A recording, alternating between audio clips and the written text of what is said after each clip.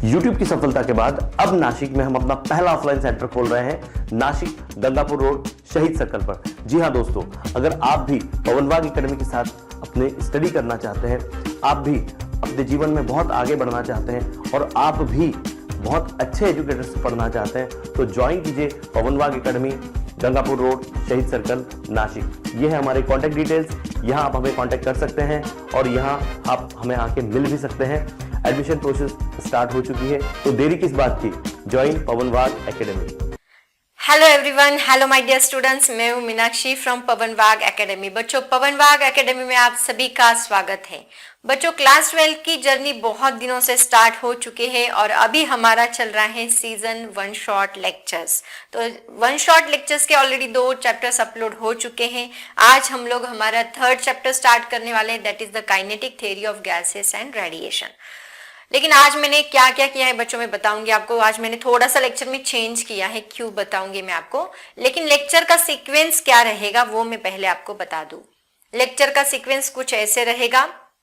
सबसे पहले उस टॉपिक से रिलेटेड जितने भी प्रीवियस ईयर क्वेश्चंस है, वो हर एक टॉपिक को सीक्वेंस के साथ, हर एक प्रीवियस ईयर क्वेश्चंस को 1996 से लेके 2022 तक सारे क्वेश्चंस मैंने इसके अंदर कवर किए हैं।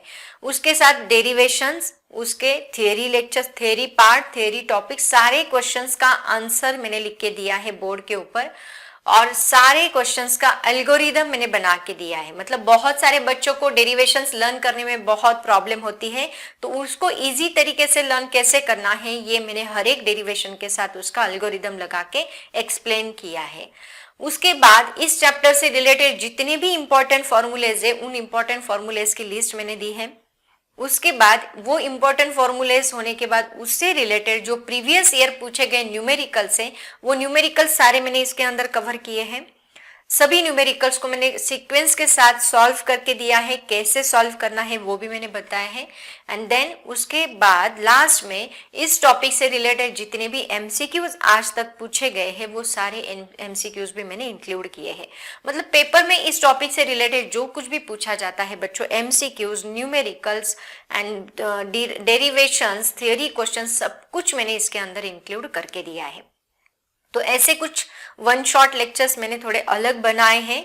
1 शॉर्ट लेक्चर मतलब ज्यादातर पूरे टॉपिक्स को एक्सप्लेन किया जाता है, बट मैंने इंपॉर्टेंट टॉपिक उठा के उसके ऊपर सारे क्वेश्चंस के आंसर्स कैसे लिखने हैं वो मैंने बताया है।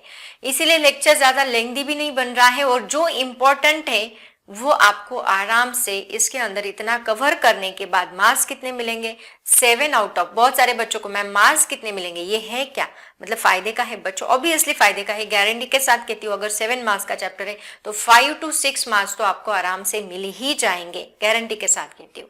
ठीक है, तो चलते हैं आज के लेक्चर की तरफ। आज का हमारा kinetic theory of gases part 3 चल रहा है।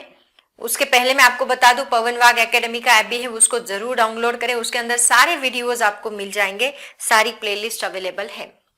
तो बच्चों, आज का हमारा सबसे पहला क्वेश्चन जो कि बहुत ज्यादा इंपॉर्टेंट है, टॉपिक 3.5, 3.4 तक तो ज्यादा से ज्यादा इंट्रोडक्शन पार्ट ही उन्होंने कवर किया है।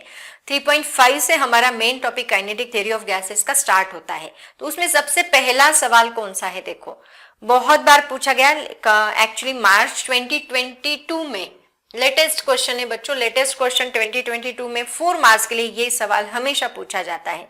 तो 2022 में ये सवाल पूछा गया था। क्वेश्चन देखो क्या है, derive an expression for a pressure exerted by a gas on the basis of kinetic theory of gases.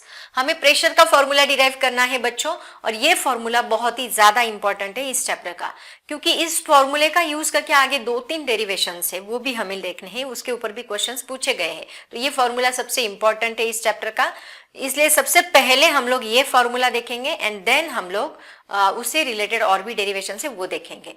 तो इसमें सबसे पहले क्या करना है देखो बच्चों, मैं बता दूं, मतलब actually kinetic theory of gases, gases से मतलब क्या, यहाँ गैसेस से रिलेटेड जितने भी गैसेस अंदर प्रेशर होते हैं, तो गैसेस से रिलेटेड प्रेशर, गैसेस से रिलेटेड काइनेटिक एनर्जी, ये सारी बातें इस चैप्टर के अंदर स्टडी की है ऑलरेडी। इसके चैप्टर्स के सारे वीडियोस अवेलेबल है और मैंने डिटेल में कॉम्पिटिटिव एग्जाम्स के क्वेश्चंस के साथ उसको एक्सप्लेन किया है, तो आप लोगों को लगता है तो वो वीडियो भी जरूर देखें।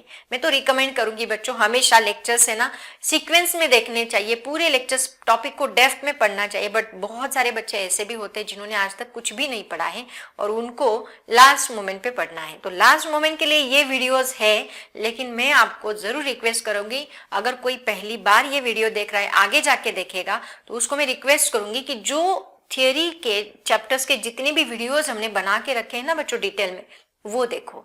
वो देखने के बाद आपको JEE entrance, JEE main, JEE advance, NEET, इनके क्वेश्चंस भी आप लोग आसानी से सॉल्व कर सकते हैं, इतना डिटेल में मैंने पढ़ाया है। तो बच्चों ये डेरिवेशन आपको किसका फाइंड करना है, आते हैं हमारे टॉपिक की तरफ। प्रेशर का डेरिवेशन फाइंड करना है, प्रेशर का इक्वेशन फाइंड करना है। तो फेमस फॉर्मूला प्रेशर का क्या होता है, फोर्स पर यूनिट एरिया। थोड़ा मैं इंट्रोडक्शन बता दूं कि एग्जैक्टली इसमें हमें करना क्या है, फोर्स पर यूनिट एरिया। तो इसका मतलब ये प्रेशर निकालने के लिए हमें सबसे पहले पता होना चाहिए फोर्स, उसके बाद पता होना चाहिए एरिया।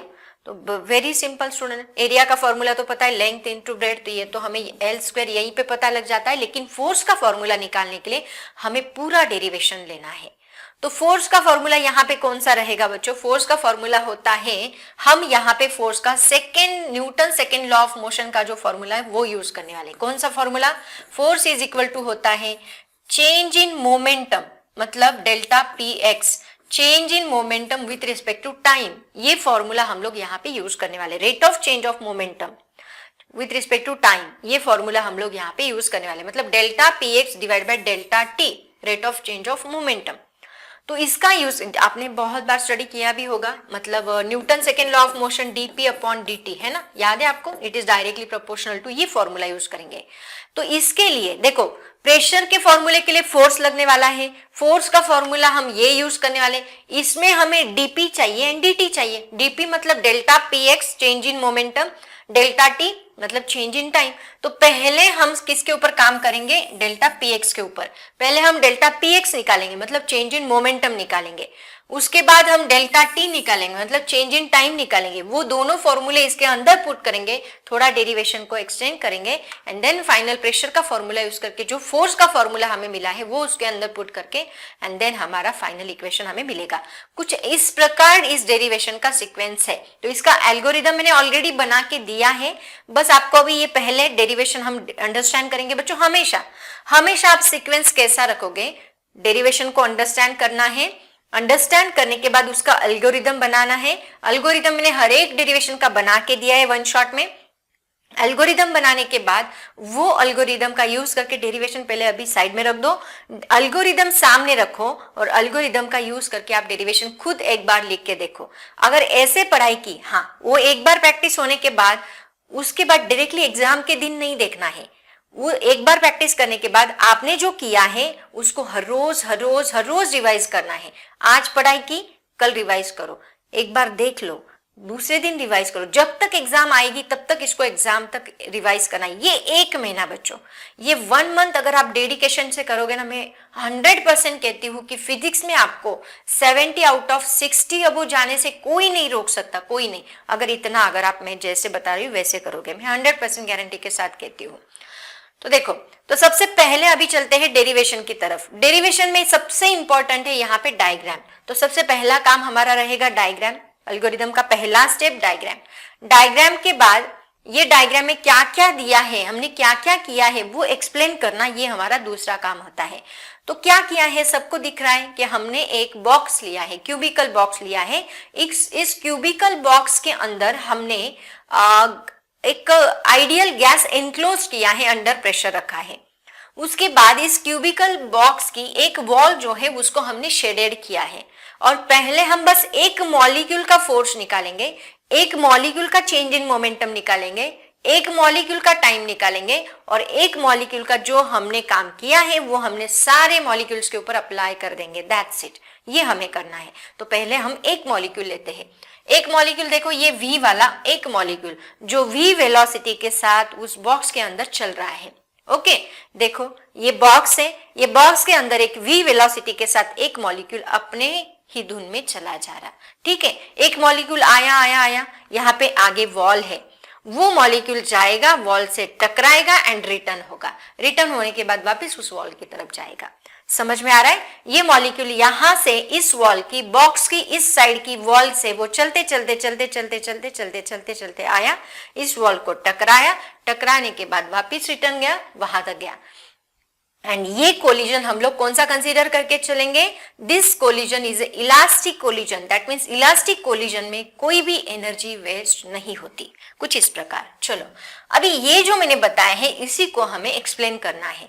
अब ये जो क्यूबिकल बॉक्स लिया है, इसकी लेंथ हमने कितनी ली है? That is capital L. इसकी ब्रेड्थ हमने कितनी ली है? That is capital L. इसका मतलब इसका एरिया बनेगा L into L, that is L square.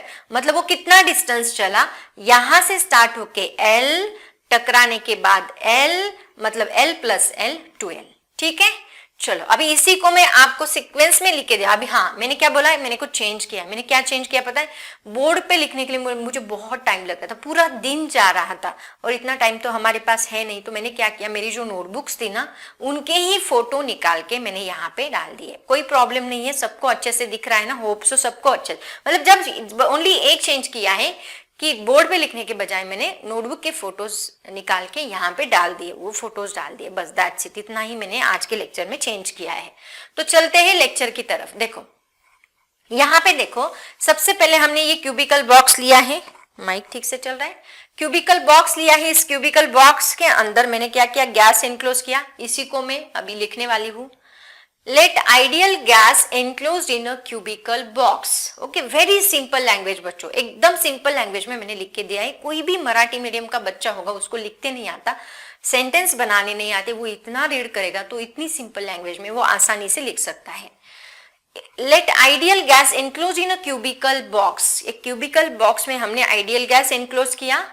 N क्या है? उस गैस का number of moles. N is equal to number of moles of a gas. V is the volume, that is equal to L into L into L, length into breadth into height, मतलब L cube is equal to volume of gas बनेगा। उसके बाद T is equal to constant temperature of the wall of the box। ठीक है, इतनी बातें हो गई इस बॉक्स से रिलेटेड, डायग्राम से रिलेटेड। अब चलते हैं, हमें निकालना है इसका चेंज इन मोमेंटम। मैंने क्या बोला? चेंज इन मोमेंटम पहले निकालो, फिर चेंज इन टाइम निकालो। उसके लिए हमें थोड़ा सा एक्सप्लेन करना पड़ेगा इसको। अब देखो बच्चों, यहाँ पे सबसे पहले हम लिखेंगे जो मैंने बताया, the gas molecules are in continuous random motion. वो सब इधर उधर घूम रहे हैं, just like that, random motion, colliding with each other and hitting the walls of the box and bouncing back. है ना? गैस मॉलिक्यूल रैंडम मोशन में है, colliding with each other, and walls के ऊपर भी वो वॉल्स के ऊपर भी कोलाइड हो रहे और बाउंस बैक कर रहे हैं ना, कुछ बाउंस बैक भी हो रहे। ठीक है, उसके बाद we consider only elastic collision with the walls. मैंने क्या बताया? कौन सा कंसीडर करेंगे? इलास्टिक कोलिजन, जहां पे उस मॉलिक्यूल की एनर्जी वेस्ट नहीं हो रही है। मतलब वो इस वॉल से निकला था, इस वॉल को टकराया, वापिस उस वॉल तक जाएगा अगर एनर्जी वेस्ट नहीं होगी तो। ठीक है, चलते हैं आगे। उसके बाद देखो next point, v bar is equal to, उस मॉलिक्यूल की वेलोसिटी हम क्या कंसीडर करने वाले हैं? v bar. v bar is equal to velocity of the molecule about to collide elastically. उसकी वेलोसिटी हमने कितनी कंसीडर की है? v बार जितनी वेलोसिटी हमने कंसीडर की है। अब देखो, उस v बार के 3 कंपोनेंट बनेंगे बच्चों। कौन से 3 कंपोनेंट बनेंगे? देखो मैं बताती हूँ। मान लो ये मॉलिक्यूल v बार जितनी वेलोसिटी से चल रहा है, तो इसका x कंपोनेंट क्या बनेगा? vx, ये v bar, x component vx, y component vy and z component vz। यहाँ vy एंड vz दोनों तो अनअल्टर्ड है। मतलब देखो, ये vz है, ये vy, एक्चुअली ये z एक्सिस इन्होंने इधर दिखा है, ये y एक्सिस। तो vy एंड vz दोनों तो अनअल्टर्ड है। वो बस चेंज किसको कर रहा है? x एक्सिस को। यहाँ पे गया, पहले positive x axis, then return आया, देन निगेटिव x एक्सिस। मतलब बस वो इसको चेंज कर रहा है, रिप्लेस किसको कर रहा है? vx को, 3 कंपोनेंट्स में से। देखो, तो यहाँ पे velocity of the molecule about to collide elastically with the shaded wall of the cube parallel to yz plane. yz plane को वो पैरेलल है, हमने देखा, इसको वो पैरेलल ऐसे चल रहा है। ठीक है, ये yz प्लेन है। ठीक है, during elastic collision the vx will get reverse. बस vx विल गेट रिवर्स होता है, keeping vy and vz unaltered. vy and vz unaltered है, बस रिवर्स कौन हो रहा है? vx रिवर्स हो रहा है। Hence change in momentum of x component. अब देखो, जब ये मॉलिक्यूल इधर जाएगा बच्चों, जब वो इधर जा रहा है तो उस वक्त उसका मोमेंटम क्या बनेगा, mvx बार, है ना, इधर जा रहा है तो mvx बार, और जब वो इधर आएगा तो उसका मोमेंटम बनेगा माइनस mvx बार, क्योंकि इस साइड पॉजिटिव एक्स एक्सिस है, इस साइड निगेटिव एक्स एक्सिस है, तो ये दोनों का डिफरेंस है। तो ये हो गया इनिशियल मोमेंटम, ये हो गया फाइनल मोमेंटम। अगर हमें चेंज इन मोमेंटम निकालना है तो हम क्या करेंगे, final momentum minus initial momentum, तो मैंने वही किया, final momentum minus initial momentum. Final momentum है माइनस mvx, इनिशियल मोमेंटम है mvx, दोनों का सब्ट्रैक्शन लेना है, माइनस माइनस बनेगा minus 2mvx। This is equation number 1। But ये माइनस हमने नहीं दिखाया तो भी चलेगा, चेंज इन मोमेंटम यहाँ प्लस 2mvx भी हम लोग दिखा सकते हैं, क्योंकि हमें बस मैग्नीट्यूड लेना है, डायरेक्शन नहीं। देन द टोटल डिस्टेंस, अब ये हो गया चेंज इन मोमेंटम, मतलब इसमें से हमने ये फॉर्मूला निकाल लिया, वेरी सिंपल बच्चों। अब हम चलते हैं डेल्टा टी की तरफ, डेल्टा टी निकालना है, सेकेंड स्टेप हमारा रहेगा डेल्टा टी का, ठीक है। तो डेल्टा टी निकालने के लिए मैं कौन सा फॉर्मूला यूज करूंगी, वेलोसिटी का। वेलोसिटी का फॉर्मूला क्या होता है बच्चों, velocity is equal to distance upon time, ठीक है। तो ये फॉर्मूला हमने यहाँ पे यूज किया, तो इससे मुझे टाइम क्या मिलेगा, टाइम इज इक्वल टू मिलेगा डिस्टेंस अपॉन वेलोसिटी। तो पहले में वेलोसिटी तो पता है vx है, डिस्टेंस कितना है l प्लस एल कितना हो गया 2l, तो मैं यहाँ पे लिखूंगी total distance travel by a molecule in between the collision is 12 हो गया, ठीक है, इतना लिखा बच्चों। अब चलते हैं आगे, आगे देखो अभी, अब यहाँ पे मुझे टाइम मिला, डिस्टेंस डिवाइड बाय, मैंने क्या बोला, डिस्टेंस डिवाइड बाय vx, ठीक है। तो ये क्या बनेगा, the time for the molecule to travel back and forth to shaded wall is, क्या रहेगा, delta T is equal to distance upon velocity, distance कितना है 12, वेलोसिटी कितनी है vx। बच्चों डेल्टा टी भी मिल गया, चेंज इन मोमेंटम भी मिल गया, दोनों चीजें आपके पास से फोर्स निकाल सकते हैं। तो अभी निकालो average force. Average force is equal to average rate of change of momentum, मैंने बोला ना rate of change of momentum, मतलब क्या, delta P X upon delta T. हम पी एक्स की ही बात करें क्योंकि V Y and V Z unaltered है, इसलिए हम बस एक्स एक्सिस की बात करें। तो यहाँ पे क्या मिलेगा, average, V average is equal to, यहाँ पे देखो delta P X is equal to क्या है, डेल्टा पी एक्स हमने निकाला 2mvx और delta T 2l divide by vx, ये वैल्यू पुट कर दो। यहाँ पे क्या होता है देखो, ये वैल्यू पुट करने के बाद, ये पुट करने के बाद यहाँ vx ऊपर चला जाएगा, vx यहाँ जाके इसको मल्टीप्लाई होगा, ये two cancel, mvx square divide by बचता है l, ये मुझे मिलता है एफ एवरेज का फॉर्मूला, ठीक है। मतलब आपको एवरेज फोर्स मिल गया। अब हमें क्या निकालना है, प्रेशर। लेकिन ये हमने किसके लिए किया बच्चों, एक मॉलिक्यूल के लिए। ऐसे एक मॉलिक्यूल है क्या, आइडियल गैस है, मतलब पूरा भरा हुआ है, मतलब बहुत सारे मॉलिक्यूल्स है 2 3 4 5, तो मैं सबके लिए निकालती हूँ, सबके लिए वेलोसिटी vx1 vx2 vx3 ऐसे हम लोग लेंगे, ठीक है। तो consider other molecule 2 3 4 dash dash dash and their velocities vx2 vx3 vx4 and so on, ठीक है। तो F average is equal to क्या बनेगा, m डिवाइड बाय l, तो यहाँ vx1 square plus vx2 square plus vx3 square and so on. तो यहाँ पे हमें वेलोसिटी कुछ ऐसे मिलती है। तो एवरेज प्रेशर हम निकालेंगे, अभी फोर्स तो मिल गया, एवरेज प्रेशर क्या आएगा, P is equal to average force divide by area of shaded wall, sorry. तो एवरेज फोर्स मतलब फोर्स का, प्रेशर का फॉर्मूला अभी हम यहाँ पे यूज करेंगे। तो यहाँ पे एवरेज फोर्स का फॉर्मूला जो हमने निकाला है ये वाला मॉलिक्यूल्स के लिए, वो यहाँ पुट कर दो, m into vx1 square plus vx2 square up to dash dash dash divide by l, और एरिया क्या होता है l into L, that is l square.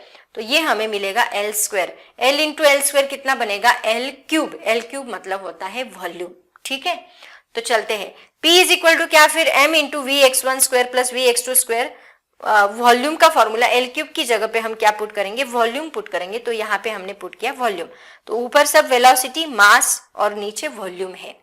अब देखो बच्चों, यहाँ पे अगर मुझे एवरेज वेलोसिटी निकालनी है vx की, तो हम कैसे निकालते हैं एवरेज वेलोसिटी, सारे मॉलिक्यूल्स की addition divide by number of molecules, सारे मॉलिक्यूल्स की वेलोसिटी की addition divide by number of molecules. तो हमने वही किया, average of the square of the X component of the velocities is given by vx square vx1 square plus vx2 square plus vx3 square up to vxn square divide by n। तो यहाँ इस n को इधर shift करो, ये n अगर मैंने इधर शिफ्ट किया तो इसको जाके मल्टीप्लाई किया, तो ये होगा n vx square bar is equal to Vx1 square plus Vx2 square and dash dash dash. मतलब ये सारी टर्म को मैं रिप्लेस करूंगी किससे? NVx स्क्वायर से। तो यहाँ NVx स्क्वायर से हमने उसको रिप्लेस किया प्रेशर की जगह पे, ठीक है। उसके बाद अब यहाँ पे देखो, ये v स्क्वायर क्या किसकी एडिशन होता है? Vx square plus Vy square plus V, तीनों मॉलिक्यूल के तीनों कंपोनेंट की एडिशन क्या बनेगा? V स्क्वायर बार बनेगा, ठीक है। लेकिन ये सारे मॉलिक्यूल जो है वो सेम है, मान लो मैंने इसको सेम माना, ये क्या बनेगा? Vx square plus Vx square, Vy भी Vx है सारे क्योंकि इक्वल है, Vx is equal to Vy is equal to Vz है। तो मैंने क्या किया? Vy को Vx से रिप्लेस किया, Vz को भी Vx से रिप्लेस किया। ये आपने नहीं दिया बच्चों तो भी चलेगा, आप डायरेक्ट यहाँ पे लिख सकते हैं। तो ये कितना बनेगा? That is equal to 3Vx square बनेगा, ठीक है। तो इससे मुझे V square bar is equal to मिलेगा 3Vx स्क्वायर, ठीक है। तो इससे Vx स्क्वायर मुझे क्या मिलता है? ये V3 को इधर शिफ्ट करो तो बनेगा V square bar divide by 3। तो हमने क्या किया देखो यहाँ पे 1/3 V स्क्वायर बार, मतलब यही फॉर्मूला, ठीक है। तो Vx स्क्वायर को हम रिप्लेस करेंगे इस फॉर्मूले से। बस इतना याद रखना है कि Vx स्क्वायर को हम 1/3 V स्क्वायर से रिप्लेस करेंगे, ठीक है, क्योंकि ये कंफ्यूजन वाला प्रॉब्लम है, आपको समझ में नहीं आएगा। तो जिसको लिखना है वो लिख ले, कैसे आया सबको पता होना चाहिए। तो बस मैंने क्या किया? 1/3 से उसको रिप्लेस किया, और रिप्लेस करने के बाद मैंने mnv upon as it is रखा। बस Vx स्क्वायर की जगह पे हमने 1/3 पुट किया। 1/3 पुट करने के बाद P इज इक्वल टू क्या बनेगा? 1/3 आगे ले लो n/v और ये mv स्क्वायर साथ में। ये फॉर्मूला जो है ना बच्चों, it is very very important, बहुत ज्यादा इंपॉर्टेंट है। इसके ऊपर बहुत सारे सवाल आपको पूछे जाते हैं। समझ आया सबको क्या किया है? तो बच्चों इसका स्क्रीनशॉट जरूर निकालें, स्क्रीनशॉट निकालो इसका अच्छे से, और इसका एल्गोरिदम में देती हूँ आपको। देखो सबसे पहले हमने क्या करना है? डायग्राम निकालना है। डायग्राम के बाद फोर्स का फॉर्मूला याद रखो, टारगेट पहले सेट कर लो। इससे क्या होता है पता है क्या बच्चों? अगर हमने टारगेट सेट किया ना, तो टारगेट सेट करने से आपका फॉर्मूला भी लर्न हो जाएगा। न्यूमेरिकल्स के लिए सेपरेट फॉर्मूला लर्न करने की जरूरत नहीं पड़ेगी, और उसके साथ साथ आपको याद भी रहेगा कि हमें जाना कहाँ है। अगर हम टारगेट सेट कर लेना बच्चों, तो स्टेप्स क्या रहेगी, कौन से पाथ से जाना है, डायरेक्शन क्या रहेगी, ये हमें आसानी से पता चल जाता है। तो आपको क्या करना है? पहले टारगेट सेट करना है, उसके बाद स्टेप्स डिफाइन करनी है, ठीक है। तो देखो अभी यहाँ पे सबसे पहले हम क्या करेंगे? फोर्स निकालने के लिए जरूरत है मोमेंटम की और टाइम की। तो पहले हमने मोमेंटम निकाला, उसके बाद टाइम निकाला। टाइम निकालने के बाद वो दोनों वैल्यू एवरेज फोर्स के फॉर्मूले में पुट की, फिर प्रेशर का फॉर्मूला लिया, force divide by area, number of molecules के लिए निकाला, force divide by area, force का फॉर्मूला पुट किया, L स्क्वायर, L क्यूब बनेगा वॉल्यूम, और उसके बाद हमने एवरेज वेलोसिटी निकाली, वो एवरेज वेलोसिटी का फॉर्मूला प्रेशर के अंदर पुट किया, और Vx स्क्वायर को हमने 1/3 V स्क्वायर से रिप्लेस किया। बस ये हमने किया है बच्चों, ठीक है। तो चलते हैं अभी आगे। देखो तो अभी ये मैंने एल्गोरिदम बना के दिया है, 6 स्टेप्स का एल्गोरिदम है बच्चों, ठीक है। क्या किया हमने? सबसे पहले टारगेट सेट किया, हमें जाना कहाँ है? 1/3 n/v mv स्क्वायर, ये फॉर्मूला हमें लाना है। कभी कभी क्या होता है बीच की स्टेप्स मान लो हम लोग भूल गए, तो आप डायरेक्टली फॉर्मूला भी लिख के आए ना। अगर कोई स्टाफ होगा मान लो उसने नहीं देखा, डायरेक्टली फॉर्मूला देख रहे वो लोग, फॉर्मूला देखेंगे तो मार्क्स दे देंगे बच्चों। बीच में बहुत सारे बच्चे भूल जाते हैं कि आगे की स्टेप क्या है, याद नहीं आता है। तो आप है ना डायरेक्टली अगर फॉर्मूला याद होगा ना, तो फॉर्मूले के ऊपर से आप ऊपर का सारा स्टेटमेंट लिख सकते हैं, इससे हो सकता है, ठीक है। उसके बाद डायग्राम देखो, डायग्राम को अच्छे से एक्सप्लेन करना है आप लोगों को, ठीक है। एक्सप्लेनेशन के बाद हमें फोर्स का फॉर्मूला याद करना है, क्या है? Change in momentum upon time. उसके बाद हमें क्या? चेंज इन मोमेंटम का फॉर्मूला फाइंड करना है, टाइम का फॉर्मूला फाइंड करना है। दोनों फॉर्मूले हम वापस फोर्स के फॉर्मूले में पुट करेंगे, फिर उसके ऊपर से नंबर ऑफ मॉलिक्यूल्स के लिए फॉर्मूला डिफाइन करना है, फिर प्रेशर का फॉर्मूला यूज करना है, फोर्स अपॉन एरिया, और सारी वैल्यूज पुट करके हमें फिर ये फाइनल फॉर्मूला मिलेगा। कुछ ऐसे स्टेप बाय स्टेप आपको आंसर याद रखना है। तो आप क्या करोगे? अभी ये एल्गोरिदम अपनी रिवीजन की नोटबुक में लिख के एंड देन उसको सॉल्व करोगे। जल्दी से इसका स्क्रीनशॉट निकालो बच्चों, स्टेप बाय स्टेप। उसके बाद चलते हैं बच्चों नेक्स्ट क्वेश्चन की तरफ। अब नेक्स्ट क्वेश्चन जो है बस इसी फॉर्मूले को यूज करके आगे के 2 क्वेश्चन से देखो। इंटर root mean square RMS speed, ये हमारा नेक्स्ट टॉपिक है 3.6 रूट मीन स्क्वायर। इसके ऊपर सबसे ज्यादा सवाल जो है इससे रिलेटेड इस टॉपिक से पूछे जाते हैं, क्या कि वी आरएमएस स्पीड जो है that is directly proportional to square root of temperature होता है, इसको शो करो, प्रूव दैट, उसके ऊपर क्वेश्चन पूछा जाता है। अब VRMS मतलब क्या बच्चों, रूट मीन स्क्वायर स्पीड, मतलब जो स्पीड है V है, उस V का मीन लेना है, स्क्वायर लेना है, उसका स्क्वायर रूट लेना है। समझ में आया? मीन स्क्वायर स्क्वायर रूट ऐसे कुछ करना है, तो मतलब रूट मीन स्क्वायर उसको बोला जाता है। ये देखो V स्क्वायर बार मतलब मीन और उसका स्क्वायर रूट, दैट्स इट। 3 बार इसके ऊपर सवाल पूछा गया है बच्चों, मार्च 2017 में, 2014 में, 2019 में बहुत बार पूछा गया सवाल है। बस उसका जो पूछने का जो वे है वो अलग अलग है। पहले इसमें क्या पूछा है, prove that root mean square of gas molecule is directly proportional to root T, ठीक है। दूसरा क्या है, शो दैट RMS वेलोसिटी मतलब VRMS of molecule is directly proportional to square root of absolute temperature and assuming the expression for pressure of an ideal gas, मतलब P का expression assume करके show that करना है। RMS velocity, root mean square को RMS velocity भी बोला जाता है, directly proportional to square root of the absolute temperature. तो ऐसे 3 टाइप के सवाल इसके ऊपर अलग अलग पूछे जाते हैं। तो क्या करना है बच्चों, सिंपल, P का फॉर्मूला हमारे पास है, P is equal to 1/3 N/V mv square bar है। उसके ऊपर से हम V स्क्वायर निकालेंगे। V स्क्वायर कैसे निकालेंगे, V square as it is रखो, बाकी सारी टर्म्स को इधर शिफ्ट कर दो। इधर शिफ्ट करने के बाद यहाँ 3VP को मल्टीप्लाई होगा और NM नीचे डिवाइड होगा। उसके बाद हम इस PV को NRT से रिप्लेस कर देंगे। So V square bar is equal to इस PV की जगह पे NRT पुट किया, 3NRT डिवाइड बाय NM। फिर स्मॉल n को हम N/Na से रिप्लेस करेंगे। N/Na से रिप्लेस किया, स्मॉल n की जगह पे N/Na आया, तो यहाँ पे देखो ये n और ये n दोनों कैंसल, n कैंसल, बचता है NaM को m नॉट से रिप्लेस कर दो। Molecular mass, sorry molar mass, ये क्या है यहाँ पे मोलर मास, तो मोलर मास से इसको रिप्लेस कर दो। बस 3RT एज इट इज रहेगा, NaM को हमने m नॉट लिख दिया। अब इसका बस हमें स्क्वायर रूट लेना है, that's it. Taking square root VRMS is equal to क्या आएगा, इसका भी स्क्वायर रूट आएगा 3RT अपॉन m नॉट। इससे पता चल जाता है R कांस्टेंट है, मोलर मास कांस्टेंट है, स्क्वायर रूट T को ये डायरेक्टली प्रोपोर्शनल है। कुछ ऐसा हमें यहाँ पे डेरिवेशन मिलेगा। अब चलते हैं इसका एल्गोरिदम, स्क्रीनशॉट ले लो बच्चों, सिंपल था ये डेरिवेशन। एल्गोरिदम देखते हैं। देखो सबसे पहले हमारा टारगेट क्या है, VRMS is equal to root 3RT upon m nought, ये हमें शो करना है, ठीक है। उसके लिए हमने प्रेशर का फॉर्मूला लिया, प्रेशर का फॉर्मूला 1/3 N/V mv स्क्वायर बार, इसके ऊपर से V स्क्वायर बार निकाल लिया, 3PV divide by NM, replace किया PV को NRT से, रिप्लेस किया N को N/Na से, MNA को m नॉट से, तो MNA को n नॉट से रिप्लेस करने के बाद उसका क्या लिया, टेक स्क्वायर रूट।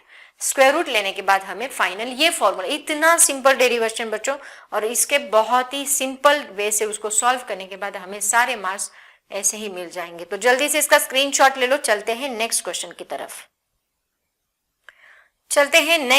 की तरफ। इसी का यूज करके 3.7 टॉपिक अभी चलते हैं हम लोग, 3.6 तक हो गया, 3.7 देखो, interpretation of temperature in a kinetic theory, ये 3.7 टॉपिक है बच्चों, उसी सीक्वेंस से हम लोग चल रहे हैं। तो इसमें देखो ऑन द बेसिस ऑफ, 2 बार पूछा गया सवाल, मार्च 2010 में भी एंड अक्टूबर 2009 में भी पूछा गया सवाल है। On the basis of the kinetic theory of gases derive an expression for the pressure exerted by a gas, और derive an expression for the pressure exerted by a gas, ऐसे भी पूछा जाता है। या फिर deduce Boyle's law on the basis of kinetic theory of gases. Boyle's law क्या है बच्चों, pressure is inversely proportional to volume, है ना, 1/V, ये बॉयल्स लॉ होता है। तो ये डिड्यूस करना है by using kinetic theory of gases, pressure का फॉर्मूला यूज करके, या फिर इसी को पूछा जाता है derive an expression for the pressure exerted by a gas. तो दोनों के लिए सेम है। देखो क्या करना है, सबसे पहले सारे सिंबल जो आपको पता है, कौन सा, वही formula, P is equal to 1/3 N/V mv square, वही फॉर्मूला यूज करेंगे। P is equal to 1/3 N/V mv square, वो फॉर्मूला हमने यहाँ पे कंसिडर किया। अब यहाँ पे P क्या है, pressure exerted by the gas, V क्या है, volume of the gas, M क्या है, mass of each molecule of the gas, and N क्या है, number of molecules of the gas. वो सारे मीनिंग लिख ले, इसमें V भी ऐड कर लो, small v, velocity of the molecules, ठीक है। टोटल मास कितना रहेगा गैस का बच्चों, capital M is equal to एक मॉलिक्यूल का मास m है, total number of molecules capital N है, तो टोटल मास कितना बनेगा, small n into capital N, small m into capital N। तो ये वैल्यू हम लोग यहाँ पे पुट करेंगे। तो यहाँ पहले प्रेशर का फॉर्मूला हमने जो डिराइव किया है वो कंसीडर करो। Consider from kinetic theory of gases, P is equal to क्या, 1/3 mn मतलब n/v mv स्क्वायर। तो ये इसको मैंने एक जगह लिखा, क्यों, क्योंकि मुझे उसको रिप्लेस करना है कैपिटल M से। फिर हमने क्या किया, इसको रिप्लेस किया कैपिटल M से, ठीक है, mv स्क्वायर नहीं, यहाँ पे रिप्लेस नहीं किया है बच्चों, एज इट इज रखा है। यहाँ पे देखो अब हम क्या करेंगे, यहाँ पे हमने क्या किया, देखो यहाँ हमने 2 से मल्टीप्लाई भी किया एंड 2 से डिवाइड भी किया। 2 से मल्टीप्लाई किया, 2 से डिवाइड किया, तो एक 2 हमने यहाँ पे लिखा एंड दूसरा 2 हमने यहाँ पे लिखा। mv स्क्वायर बार हमने साथ में लिखा, mv स्क्वायर बार हमने साथ में लिखा और n/v को हमने साइड में रखा, ठीक है। देखो n/v mv स्क्वायर बार, बच्चों हाफ mv स्क्वायर किसका फॉर्मूला है, this is the formula of kinetic energy. बहुत सिंपल है बच्चों, यहाँ पे तो कुछ नहीं करना, आपको बस 2 को मल्टीप्लाई करना है, 2 को डिवाइड करना है और ये फॉर्मूले की जगह पे काइनेटिक एनर्जी को रिप्लेस करना है, दैट्स इट। तो यहाँ पे अगर आप देखोगे बच्चों तो ये सारी चीजें कांस्टेंट है, 2/3 कांस्टेंट है, n कांस्टेंट है, हाफ mv स्क्वायर मतलब काइनेटिक एनर्जी कांस्टेंट है, सारी चीजें कांस्टेंट है, बस चेंज कौन हो रहा है, वॉल्यूम। तो इसलिए हमने क्या किया, यहाँ पे constant divide by, this is kinetic energy यानी constant for all gases at a given temperature. Given temperature पे काइनेटिक एनर्जी हमेशा कांस्टेंट होती है। n नंबर ऑफ मॉलिक्यूल्स हमेशा कांस्टेंट रहेंगे, वो चेंज नहीं होंगे, बस volume. So P is equal to क्या होगा, कांस्टेंट डिवाइड बाय वॉल्यूम। इसका मतलब P is inversely proportional to volume हम लोग बता सकते हैं, ऐसे हम लोग यहाँ पे रिड्यूस करेंगे। तो यहाँ पे एल्गोरिदम क्या बनेगा, एल्गोरिदम कुछ भी नहीं बनेगा, क्या, बस आपको क्या करना है, मैं बना के देती हूँ आपको एल्गोरिदम। टारगेट हमारा क्या है, P is inversely proportional to क्या है, P is inversely proportional to volume. तो पहला स्टेप 1 हमने क्या किया, यहाँ पे स्टेप 1 लिखने की जरूरत नहीं, स्टेप 1 लिखा तो भी काफी है। P is equal to formula वही यूज करेंगे, 1/3 n/v mv square bar, okay. और सेकेंड में हमें क्या करना है, multiply by 2 and divide by 2, ऐसे लिखो, ऐसे याद रखो, multiply by 2 divide by 2 and replace, उसके बाद क्या करना है, replace half mv square with kinetic energy, ठीक है। एंड बस फॉर्मूला आपको, देन वी गेट क्या मिला हमें, P is equal to constant divide by V, that's it. Constant divide by V मतलब P is inversely proportional to V, ऐसे हम लोग इसको याद रखेंगे। Very simple student. तो जल्दी से इसका स्क्रीनशॉट निकालो, फिर हम लोग आगे के क्वेश्चन की तरफ चलते हैं। और बच्चों मैंने आपको बताया कि ये जो सारे एल्गोरिदम्स है ना, ये सारे एल्गोरिदम्स आप लोग अपनी रिवीजन की नोटबुक में लिखोगे और वो रिवीजन की नोटबुक आप लोग एग्जाम के पहले दिन रिवाइज करोगे। वैसे तो रोज रिवाइज करनी है, बट एग्जाम के पहले दिन बस उतना ही, जितना हुआ है उतना ही रिवाइज करना है, एक्स्ट्रा कुछ नहीं। उसके बाद देखो बच्चों, ऐसा ही सेम क्वेश्चन आपको पूछा जाता है, और एक कौन सा, देखो ये वाला, क्या, state boils law on the basis of kinetic theory of gases, obtain N expression for kinetic energy per unit volume.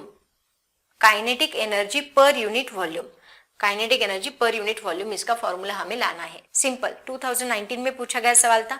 मैंने ऑलरेडी बताया आपको कि बॉयल्स लॉ क्या है, pressure is inversely proportional to volume. इसको थोड़ा डेकोरेट करके लिखते हैं, क्या, at a constant temperature the pressure exerted by a fixed mass of a gas is inversely proportional to volume. At a constant temperature pressure is inversely proportional to volume, इतना दिमाग में रखो, ठीक है बच्चों। वापिस सेम डेरिवेशन स्टेटमेंट है, at constant temperature, वही स्टेटमेंट ऊपर लिखा है, ये नोटबुक का मैंने एज इट इज कॉपी किया था। अब देखो यहाँ पे वही फॉर्मूला डिराइव करना है, बस थोड़ा सा चेंज है। क्या हमने क्या किया, प्रेशर का फॉर्मूला 1/3 n/v mv स्क्वायर, ठीक है, उसको लिखा, V को इधर शिफ्ट किया, PV is equal to 1/3 n into mv square, ठीक है। अब यहाँ 2 से मल्टीप्लाई किया, 2 से डिवाइड किया, 2 से मल्टीप्लाई 2 से डिवाइड, तो ये हाफ mv स्क्वायर की जगह पे हम काइनेटिक एनर्जी पुट करेंगे। एनर्जी के लिए हमने E सिंबल यूज किया, तो PV is equal to 2/3 NE। But हमें क्या निकालना है, दिस इज, हाँ NE क्या है, टोटल एनर्जी। टोटल एनर्जी मतलब हम उसको डायरेक्टली E लिख सकते हैं, तो NE की जगह पे हमने टोटल E कंसिडर किया, ठीक है। अब मुझे क्या निकालना, एनर्जी पर यूनिट वॉल्यूम। तो मैंने क्या किया, इस E को V को इधर शिफ्ट किया और 2/3 को इधर शिफ्ट किया। V को शिफ्ट किया तो ये इस साइड जाके डिवाइड होगा और 2/3 इधर शिफ्ट करने के बाद 3/2 बनेगा। तो E/V इज इक्वल टू 3/2। इसका मतलब kinetic energy per unit volume is equal to क्या है, 3/2P। वेरी सिंपल स्टूडेंट, वही एल्गोरिदम आएगा, यहाँ पे कुछ चेंज आएगा क्या, नहीं, वही एल्गोरिदम। क्या, देखो मैं बताती हूँ, एल्गोरिदम वही है, बस थोड़ा सा चेंज है। क्या, सबसे पहले टारगेट सेट करना है। टारगेट हमें क्या लाना है, target energy per unit volume is equal to 3/2P। ठीक है, उसके बाद हमने क्या किया, प्रेशर का फॉर्मूला लिखा, 1/3 N/V mv² बार। ओके, फिर हमने क्या किया, थर्ड स्टेप में मल्टीप्लाई बाय 2 डिवाइड बाय 2, है ना, मल्टीप्लाई बाय 2 डिवाइड बाय 2। फिर हमने क्या किया, हाफ mv² को रिप्लेस किया, किससे रिप्लेस किया, kinetic energy that is equal to E से रिप्लेस किया। ठीक है, E से रिप्लेस करने के बाद हमें फॉर्मूला क्या मिला, that is TV is equal to 2/3E, और बस इसी से हमें मिलता है E/V is equal to 3/2 into P। That's it, यही हमें सेट करना है। 5 स्टेप में आपका आंसर आ जाता है। वेरी सिंपल स्टूडेंट, जल्दी से स्क्रीनशॉट ले लो, इसका भी स्क्रीनशॉट ले लो एंड इसका भी स्क्रीनशॉट, सारे स्क्रीनशॉट लेते चलो और इसको राइटिंग प्रैक्टिस करना है, बहुत बार राइटिंग प्रैक्टिस करना है। जितना करोगे उतना परफेक्ट करो बच्चों। जो चैप्टर हाथ में लिया है उसको एक बार परफेक्ट करने के बाद ही छोड़ो। अब देखो नेक्स्ट पॉइंट है absorption, reflection and transmission of heat radiation का, जो कि हमारा टॉपिक है 3.10। इसके ऊपर सबसे ज्यादा सवाल इस टॉपिक से पूछे जाते हैं। क्या, कोएफिशिएंट ऑफ एब्सॉर्प्शन डिफाइन करो, कोएफिशिएंट ऑफ रिफ्लेक्शन डिफाइन करो, कोएफिशिएंट ऑफ ट्रांसमिशन डिफाइन करो। वेरी सिंपल, देखो सबसे पहले चलते हैं कोएफिशिएंट ऑफ एब्सॉर्प्शन। मैं शॉर्टकट में लिखती हूँ। कोएफिशिएंट ऑफ एब्सॉर्प्शन मतलब होता है A। बच्चों फॉर्मूला लर्न कर लो, फॉर्मूले के ऊपर से डिफाइन कर लो। क्या, कोएफिशिएंट ऑफ एब्सॉर्प्शन मतलब QA/Q। यहाँ QA क्या है, देखो QA को कहा जाता है अमाउंट ऑफ हीट एब्जॉर्ब। देखो बच्चों, कोई सरफेस है, मान लो कोई सरफेस है, इस सरफेस के ऊपर जो हीट हम लोग इंसिडेंट करते हैं, इसमें से कुछ अमाउंट ऑफ हीट एब्जॉर्ब होती है, कुछ अमाउंट ऑफ हीट एब्जॉर्ब होती है, कुछ अमाउंट ऑफ हीट रिफ्लेक्ट होती है एंड कुछ अमाउंट ऑफ हीट ट्रांसमिट होती है। Okay, this is transmitted QT हम इसको कहेंगे, दिस इज एब्जॉर्ब QA हम इसको कहेंगे, दिस इज रिफ्लेक्टेड QR हम इसको कहेंगे, और ये टोटल अमाउंट ऑफ हीट को हम Q कहेंगे। ओके, तो यहाँ Q amount of heat fall की, उससे QA इतनी एब्जॉर्ब की, QT इतनी ट्रांसमिट की, QR इतनी रिफ्लेक्ट की। ठीक है, अब इसी का यूज करके 3 फॉर्मूले याद रखो। A is equal to QA/Q, then coefficient of reflection है ना, R is equal to QR/Q and T is equal to QT/Q। देखो इसी के ऊपर से मैं डिफाइन करके देती हूँ, 3 मार्क्स आराम से मिल जाएंगे इसके। T is equal to QT/Q मतलब क्या, QA क्या है, अमाउंट ऑफ हीट एब्जॉर्ब। तो हम क्या बोलेंगे, देखो कोएफिशिएंट ऑफ एब्सॉर्प्शन, चाहे तो आप लिख लो इसको, coefficient of absorption is defined as amount, it is ratio of, पहले क्या बोलना है, ये क्या है, रेशो, किसका रेशो, QA/Q का। It is the ratio of amount of heat absorb to the amount of heat incident on it. Understand, coefficient of absorption is defined as it is the ratio of amount of heat absorbed to the amount of heat incident on it on the surface depends on। ठीक है, second reflection क्या बोलोगे, QR/Q। it is the ratio of coefficient of reflection is defined as it is the ratio of amount of heat reflected to the amount of heat incident on it। okay, and coefficient of transmission is defined as it is the ratio of amount of heat transmitted to the total amount of heat incident on the metal surface। ऐसे हम लोग यहाँ पे लिखते हैं, ये इसका formula है बच्चों। और तो और एक बात आपको याद रखनी है कि यहाँ पे कि A+R+T is always equal to क्या होता है 1। ये भी आप लोग याद रखो, इसके ऊपर बहुत बार एग्जाम में, एंट्रेंस एग्जाम में क्वेश्चन पूछे जाते हैं। तो बच्चों जल्दी से इसकी नोट, ये जो मैंने डेफिनेशंस बताई है ना, चाहे तो पॉज करके आप अपनी नोटबुक में लिख लो। बस ये 3 फॉर्मूले आपने अगर लर्न किए तो ये क्वेश्चन को आसानी से लिख सकते हैं। उसके बाद चलते हैं नेक्स्ट पॉइंट की तरफ, नेक्स्ट टॉपिक की तरफ। देखो हाँ, ये परफेक्ट ब्लैक बॉडी, बहुत बार ये डायग्राम तो करके ही जाओ बच्चों, 2 मार्क्स के लिए बहुत बार ये डायग्राम पूछा जाता है। तो 2008 में ये डायग्राम पूछा गया था और आगे भी बहुत बार पूछा गया है। कब पता है?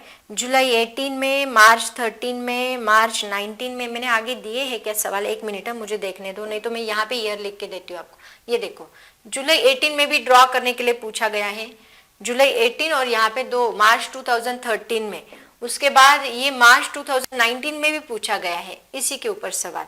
मतलब बहुत बार ये क्वेश्चन आपको पूछा जाता है। तो ये 100% करके जाओ बच्चों, ये डायग्राम तो करके ही जाओ और इसका एक्सप्लेनेशन ये दोनों करके ही रखने हैं। तो देखो क्या है, फेरिस ब्लैक बॉडी कहा जाता है। ब्लैक बॉडी मतलब क्या बच्चों, कि अगर हमने उसके ऊपर मान लो 100 नहीं, मान लो 90 जूल हीट उसके ऊपर अप्लाई की, फॉल की किसी बॉडी के ऊपर, ये बॉडी के ऊपर 90 हीट जूल हमने इसके अंदर से एंटर की, तो वो 90 के 90% हीट जो है, 100% हीट जो है क्या करती है, बॉडी एब्जॉर्ब करती है। कुछ भी हीट रिफ्लेक्ट नहीं करती, ट्रांसमिट नहीं करती, कुछ भी नहीं करती, बस क्या करती है, उसको एब्जॉर्ब करती है। ऐसी ब्लैक बॉडी होती है, इसको हम कहते हैं black body, perfect black body. वैसे नेचर में ऐसी perfect black body, natural perfect black body available नहीं है। तो फेरिस नाम के एक साइंटिस्ट ने ऐसे एक आर्टिफिशियल ब्लैक बॉडी बनाई थी और वो आर्टिफिशियल ब्लैक बॉडी बहुत बार आपको एग्जाम में पूछी जाती है। तो ये देखो artificial black body, what is a perfectly black body? Okay, उसका मतलब क्या मैंने बताया, a body which absorb the entire radiant energy incident on it. सारी एनर्जी वो क्या करती है, एब्जॉर्ब कर लेती है। ऐसी बॉडी को हम लोग बोलते हैं black body and is called as ideal और परफेक्ट ब्लैक बॉडी। उसको आइडियल बॉडी भी कहा जाता है। तो देखो ये परफेक्ट ब्लैक बॉडी है। तो बच्चों यहाँ पे देखो, यहाँ पे क्या होता है, एक इनर सरफेस होता है, एक आउटर सरफेस होता है, जो कि outer surface silver polish surface है। डायग्राम याद रखो, डायग्राम के ऊपर से आप उसको एक्सप्लेन भी कर सकते हैं, एक्सप्लेनेशन भी पूछा जाता है। नेक्स्ट इसमें वही पूछा है। उसके बाद ये देखो अंदर का जो सरफेस है, ये एक लैम्प ब्लैक सब्सटेंस जो है, जो कि एक मटेरियल होता है, उसको हम परफेक्ट ब्लैक बॉडी यूज कर सकते हैं। 98% हीट एब्जॉर्ब करता है, पूरी हीट नहीं करता लैम्प ब्लैक, 98% हीट वो एब्जॉर्ब करता है। इसलिए हमने क्या किया, ये इनर सरफेस को लैम्प ब्लैक से कोट किया, coated with lamp black. Okay, then it is evacuated space, इन दोनों के बीच में एक स्पेस रखा है हमने। एंड देन यहाँ कोनिकल प्रोजेक्शन रखा है। इस कोनिकल प्रोजेक्शन का मीनिंग क्या है, ये कोनिकल प्रोजेक्शन के ऊपर जब ये हीट इंसिडेंट होगी तो ये इसको देखो ऐसे कुछ टिल्टेड रखा है, टिल्टेड मतलब कुछ एंगल में रखा है, उसको परफेक्ट ऐसे नहीं रखा। क्या होगा, वो रे जब आएगा तो वो परफेक्ट है, तो मान लो नॉर्मल के साथ आएगा तो वो वैसे के वैसे रिफ्लेक्ट होने के चांसेस है, इसलिए हमने उसको ऐसे रखा। ऐसे रखने से क्या होगा, वो यहाँ पे गिरेगा और देन रिफ्लेक्ट होके इस साइड जाएगा, वो वापिस रिफ्लेक्ट नहीं करेगा। तो ये ऐसे आया, यहाँ आने के बाद इधर रिफ्लेक्ट करा, यहाँ से इधर रिफ्लेक्ट करा, यहाँ पे रिफ्लेक्ट होने के बाद कुछ हीट उसने एब्जॉर्ब की लैम्प ब्लैक ने, फिर रिमेनिंग हीट को रिफ्लेक्ट किया, फिर यहाँ पे कुछ हीट एब्जॉर्ब हुई, यहाँ कुछ हीट एब्जॉर्ब हुई, यहाँ कुछ हीट एब्जॉर्ब, ऐसे सारी हीट धीरे धीरे धीरे धीरे धीरे धीरे क्या करता है, वो एब्जॉर्ब कर लेता है और पूरी की पूरी हीट एब्जॉर्ब होती है। कुछ भी हीट रेडिएंट रिफ्लेक्ट नहीं होती, ट्रांसमिट नहीं होती। ऐसी बॉडी को हम क्या बोलते हैं, this is called as perfect black body. इसके अंदर देखो यहाँ एपर्चर है, एपर्चर से हम लोग हीट अंदर ट्रांसफर करते हैं। इंसिडेंट रेडिएशन है, यहाँ एपर्चर है, एक छोटा सा होल है। उसके बाद कॉनिकल प्रोजेक्शन क्यों रखा है, ताकि वो उस आने वाली हीट को रिफ्लेक्ट करे दूसरी डायरेक्शन में, उसी एंगल से रिफ्लेक्ट ना करे, इसलिए। ठीक है, चलेगा। देन इवैक्यूएटेड स्पेस, ऐसे बहुत सारे इसके पार्ट्स है। तो इसी पार्ट्स को एक्सप्लेन किया था, आगे के क्वेश्चन में पूछा है, अक्टूबर 2014 में पूछा था कि ड्रॉ करो और एक्सप्लेन करो। तो एक्सप्लेनेशन आप ये लिखोगे, डायग्राम तो वो ड्रॉ करोगे, explain with a neat and label diagram explain Fery's black body, ऐसे पूछा था। तो सबसे पहले हम एक्सप्लेन करेंगे एपर्चर। मैंने पॉइंट वाइज लिख के दिया है, यहाँ पे देखो आपको आसानी रहेगी एक्सप्लेनेशन में। हमें क्या एक्सप्लेन करना है आगे, aperture, inner space, outer surface, conical projection, ऐसे मैंने पॉइंट वाइज एक्सप्लेन किया है, इवैक्यूएटेड स्पेस, ऐसे सब कुछ, ठीक है। तो सबसे पहले हम लिखेंगे aperture. Fery's black body consist of a double wall hollow sphere having a tiny hole और एपर्चर, उसको एक छोटा सा होल होता है या फिर एपर्चर होता है, through which radiant heat can enter, जिससे हम रेडिएंट हीट को अंदर पास करते हैं। इनर स्पेस है, the space between the walls is evacuated and the inner space of sphere is coated with lamp black। मैंने क्या बोला, अंदर का स्पेस किससे कोट किया है, लैम्प ब्लैक से। उसके बाद outer surface of the sphere is silvered, बाहर का सरफेस सिल्वर से कोट किया है। एंड कॉनिकल प्रोजेक्शन ऐसे रखा है ताकि वो आने वाले रे को बाहर रिफ्लेक्ट नहीं करेगा। There is a conical projection on the inner surface of a sphere opposite the aperture के एग्जैक्ट सामने। Due to the projection, a ray traveling along the axis of the aperture is not reflected back along the same path। उसकी वजह से आने वाला रे not reflected back along the same path, क्यों, किसकी वजह से, कॉनिकल प्रोजेक्शन की वजह से। A heat ray entering the sphere through the aperture suffers multiple reflection। अंदर आने वाला रे क्या करेगा, बहुत सारे मल्टीपल रिफ्लेक्शन, 1 2 3 4 ऐसे बहुत सारे रिफ्लेक्शन करेगा और सारी हीट को एब्जॉर्ब कर लेगा। Multiple reflection and completely absorbed inside, thus the aperture behaves like a perfect black body। समझ में आया सबको? तो ऐसे आप लोग इसको एक्सप्लेन करोगे बच्चों। जल्दी से इसका स्क्रीनशॉट निकालो, देन हम लोग आगे चलेंगे, ठीक है। और इसी से रिलेटेड ये भी एक क्वेश्चन है बच्चों, सेम वे से पूछा गया। Draw a neat label diagram for Fery's perfectly black body, 2 बार पूछा गया, हर साल ये क्वेश्चन पूछा ही जाता है, वेरी वेरी इंपॉर्टेंट। एंड मार्च 2019 में भी ये क्वेश्चन पूछा गया था, what is perfect black body, और उसका एक्सप्लेनेशन। तो दोनों भी बहुत सिंपल है बच्चों। डायग्राम अगर आपने लर्न किया तो डायग्राम के ऊपर से आप उसको आसानी से लिख सकते हैं। उसके बाद देखो ये डेफिनेशंस, ये emission, next question 3.11 perfect black body topic था, एंड 3.12 जो है वो इमिशन ऑफ हीट रेडिएशन, ये टॉपिक है। तो इमिशन ऑफ हीट रेडिएशन में आपको पूछा गया था 2016 में emissive power and coefficient of emission की डेफिनेशन।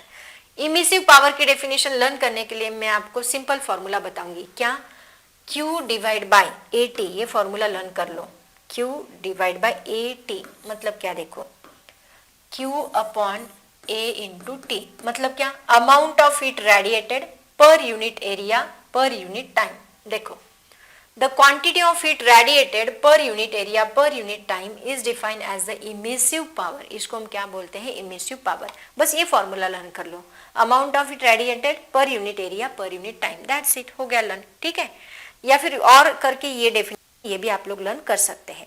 उसके बाद इमिसिविटी, इमिसिविटी मतलब क्या, कोएफिशिएंट ऑफ इमिशन और इमिसिविटी जिसको हम E से डिनोट करते हैं, this is denoted by E of a given surface is the ratio of emissive power R, मतलब E इज इक्वल टू क्या होता है, R अपॉन RB।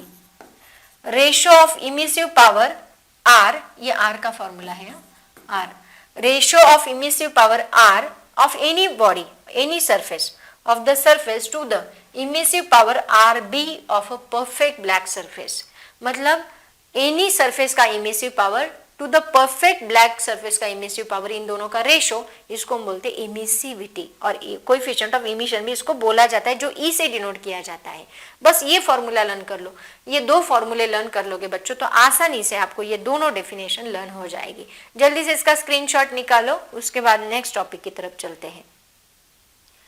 उसके बाद चलते हैं बच्चों नेक्स्ट टॉपिक की तरफ, नेक्स्ट क्वेश्चन की तरफ, जो कि हमारा किरचॉफ्स लॉ है, वेरी इंपॉर्टेंट, 3.13। ये इसके पहले का जो है 3.12 टॉपिक है, दिस इज 3.12, ये 3.12 है। एंड 3.12 के बाद तुरंत ये आता है 3.13 किरचॉफ्स लॉ। तो 3.13 में किरचॉफ्स लॉ का प्रूफ पूछा गया है, लेकिन उसके पहले मैं आपको इसका स्टेटमेंट बताऊंगी। देखो स्टेटमेंट क्या है ये याद रखना है, A is equal to E, ये फॉर्मूला, ठीक है। इसका ये या पहले प्रूफ, एक काम करते पहले प्रूफ देख लेते तो इसके ऊपर से स्टेटमेंट आसानी से लर्न हो जाएगा। देखो मैं बताती हूँ क्या है, हमने क्या किया, 2 ऑर्डिनरी बॉडीज ली, 2 बॉडीज ली, एक A एंड एक B, ठीक है, 2 बॉडीज ली, एक A एंड एक B। ये A बॉडी है, एक B बॉडी है, दोनों के ऊपर हमने हीट इंसिडेंट की, ठीक है। अब मान low consider an ordinary body A and perfect black body B। अब ये परफेक्ट ब्लैक बॉडी है, ये परफेक्ट ब्लैक बॉडी है एंड ये ऑर्डिनरी बॉडी है, तो ये क्या करेगी, कुछ हीट इमिट करेगी, कुछ ट्रांसमिट करेगी, कुछ रिफ्लेक्ट करेगी, लेकिन ये जितनी हीट इसके ऊपर फॉल की है सारी के सारी हीट ये क्या करेगी, एब्जॉर्ब करेगी। मतलब इसका emissive power is equal to क्या रहेगा, यू, क्यू। जितनी हीट उसके ऊपर एब्जॉर्ब फॉल की उतनी सारी हीट वो एब्जॉर्ब करता है, ना ट्रांसमिट करेगा ना रिफ्लेक्ट करेगा। बट ये ऑर्डिनरी बॉडी है तो ये क्या करेगा, कुछ हीट ट्रांसमिट करेगा, कुछ एब्जॉर्ब करेगा, कुछ रेडिएट करेगा, कुछ ऐसे करेगा, ठीक है। लेकिन ये तो जितनी हीट उसके ऊपर फॉल की वो कुछ भी नहीं करेगा, सारी की सारी हीट खा लेगा, ठीक है। तो इसी को अभी हमें लिखना है, कैसे देखो। सबसे पहले लिखो, consider an ordinary body A and perfect black body B of identical shapes placed in an enclosure. Identical shapes की बॉडी है, उनको हमने एनक्लोजर, इनको पैक करके रखा है, किसी बॉक्स में रखा मान लो, ठीक है। उसके बाद लिखना है, in thermal equilibrium both bodies will at same temperature. Thermal equilibrium किसको कहते हैं, जब दोनों का टेम्परेचर सेम होता है तो हम उसको थर्मल इक्विलिब्रियम स्टेट कहते हैं। आर, अब यहाँ पे हर एक पॉइंट का, हर एक सिंबल का मीनिंग लिखना है। R is equal to emissive power of body A, RB is equal to emissive power of black body, A is equal to coefficient of absorption body A, Q is equal to quantity of radiant heat incident on each body in unit time and QA is equal to quantity of radiant heat absorb। मैंने बोला ना QA absorb होता है, Q incident होता है, Q जितनी heat उसके ऊपर फॉल की। अब यहाँ पे A का फॉर्मूला क्या है बच्चों, coefficient of heat absorption divided by Q, मतलब QA अपॉन Q। तो इससे QA मुझे क्या मिलेगा, ये Q इधर शिफ्ट करो, A इंटू Q मिलेगा, ठीक है। This is A into Q, ये मुझे मिला A इंटू Q, ठीक है। अब देखो यहाँ पे हमने ये किसके लिए निकाला, ऑर्डिनरी बॉडी के लिए। अब लेते ब्लैक बॉडी के लिए, क्या आएगा, एज द टेम्परेचर में हमने क्या बोला, दिस इज सेम टेम्परेचर, मतलब thermal equilibrium. As the temperature of a body A and B are same then both emit the same amount of heat, मतलब दोनों भी क्या करेगी, same amount of heat emit करेगी as they absorb in unit time. इसका मतलब क्या आएगा, quantity of heat absorb is equal to quantity of heat emitted. दोनों भी सेम अमाउंट ऑफ हीट क्या करेगी, इमिट करेगी। क्वांटिटी ऑफ हीट जितनी एब्जॉर्ब की थी इतनी ही क्या करेंगे, ये इमिट करेंगे। That means A Q is equal to क्या मिलेगा, मुझे आर मिलेगा, A Q is equal to R, ठीक है, that is equal to R. अब देखो बच्चों, परफेक्ट ब्लैक बॉडी के लिए मैंने क्या बोला, Q इज इक्वल टू क्या रहेगा, RB रहेगा। ये इक्वेशन 1 है, ये इक्वेशन 2 है। अगर इन दोनों इक्वेशंस को हमने डिवाइड किया तो क्या मिलता है, AQ अपॉन Q, ये Q कैंसिल होगा और यहाँ पे बचेगा A इज इक्वल टू क्या रहेगा, R डिवाइड बाय RB, ठीक है। तो A इज इक्वल टू मुझे क्या मिला, R divide by RB। Simple है बच्चों, AQ is equal to QA consider करना है, उसके बाद AQ is equal to R consider करना है, रेडिएटेड हीट जितनी है, AQ is equal to R consider करना है, Q is equal to RB, और दोनों को बस डिवाइड करना है, दैट्स इट। इतना सिंपल है। इसको है ना मैं रफ करती हूँ, ये अच्छा नहीं दिखता है ना, आपको स्क्रीनशॉट निकाल जाएगा। तो A इज इक्वल टू क्या, R अपॉन RB, यही हमें प्रूफ करना था। बट हमने देखा कि E emissivity is equal to क्या होता है, R अपॉन RB। इसका मतलब E इज इक्वल टू भी R अपॉन RB है, A इज इक्वल टू भी R अपॉन RB है। इसका मतलब A इज इक्वल टू क्या है, E, और यही क्या है, किरचॉफ्स लॉ। यहाँ पे बस प्रूफ पूछा है, इसका स्टेटमेंट क्या आएगा देखो। अगर इस RB को मैं ऐसे लिखूं, R divide bye A, RB इधर शिफ्ट किया, A को इधर शिफ्ट किया, तो इससे एक स्टेटमेंट बनेगा and A is equal to E, इससे एक स्टेटमेंट बनेगा किरचॉफ्स लॉ का। प्रूफ समझ में आया सबको, क्या किया है, सिंपल प्रूफ है बच्चों।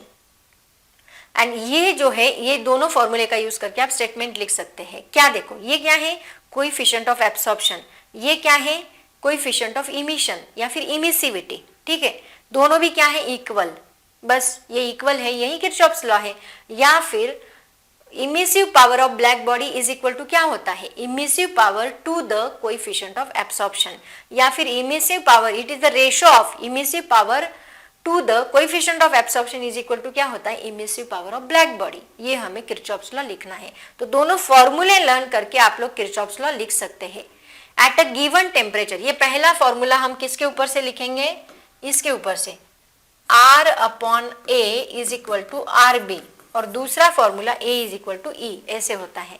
इसका मतलब क्या, at a given temperature the ratio of emissive power to coefficient of absorption, emissive power to coefficient of absorption of a body is equal to the emissive power of a perfect black body at the same temperature, ठीक है।